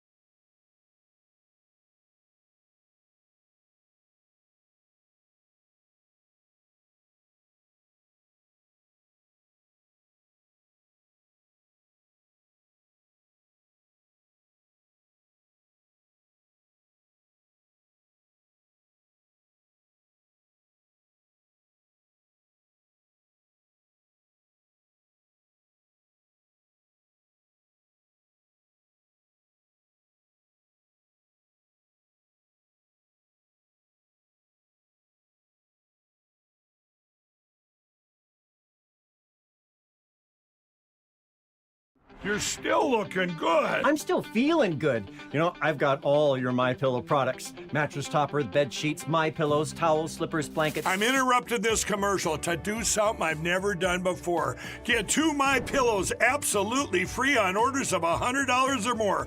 I can't do this forever, so get on board with this great sale today. Our best-selling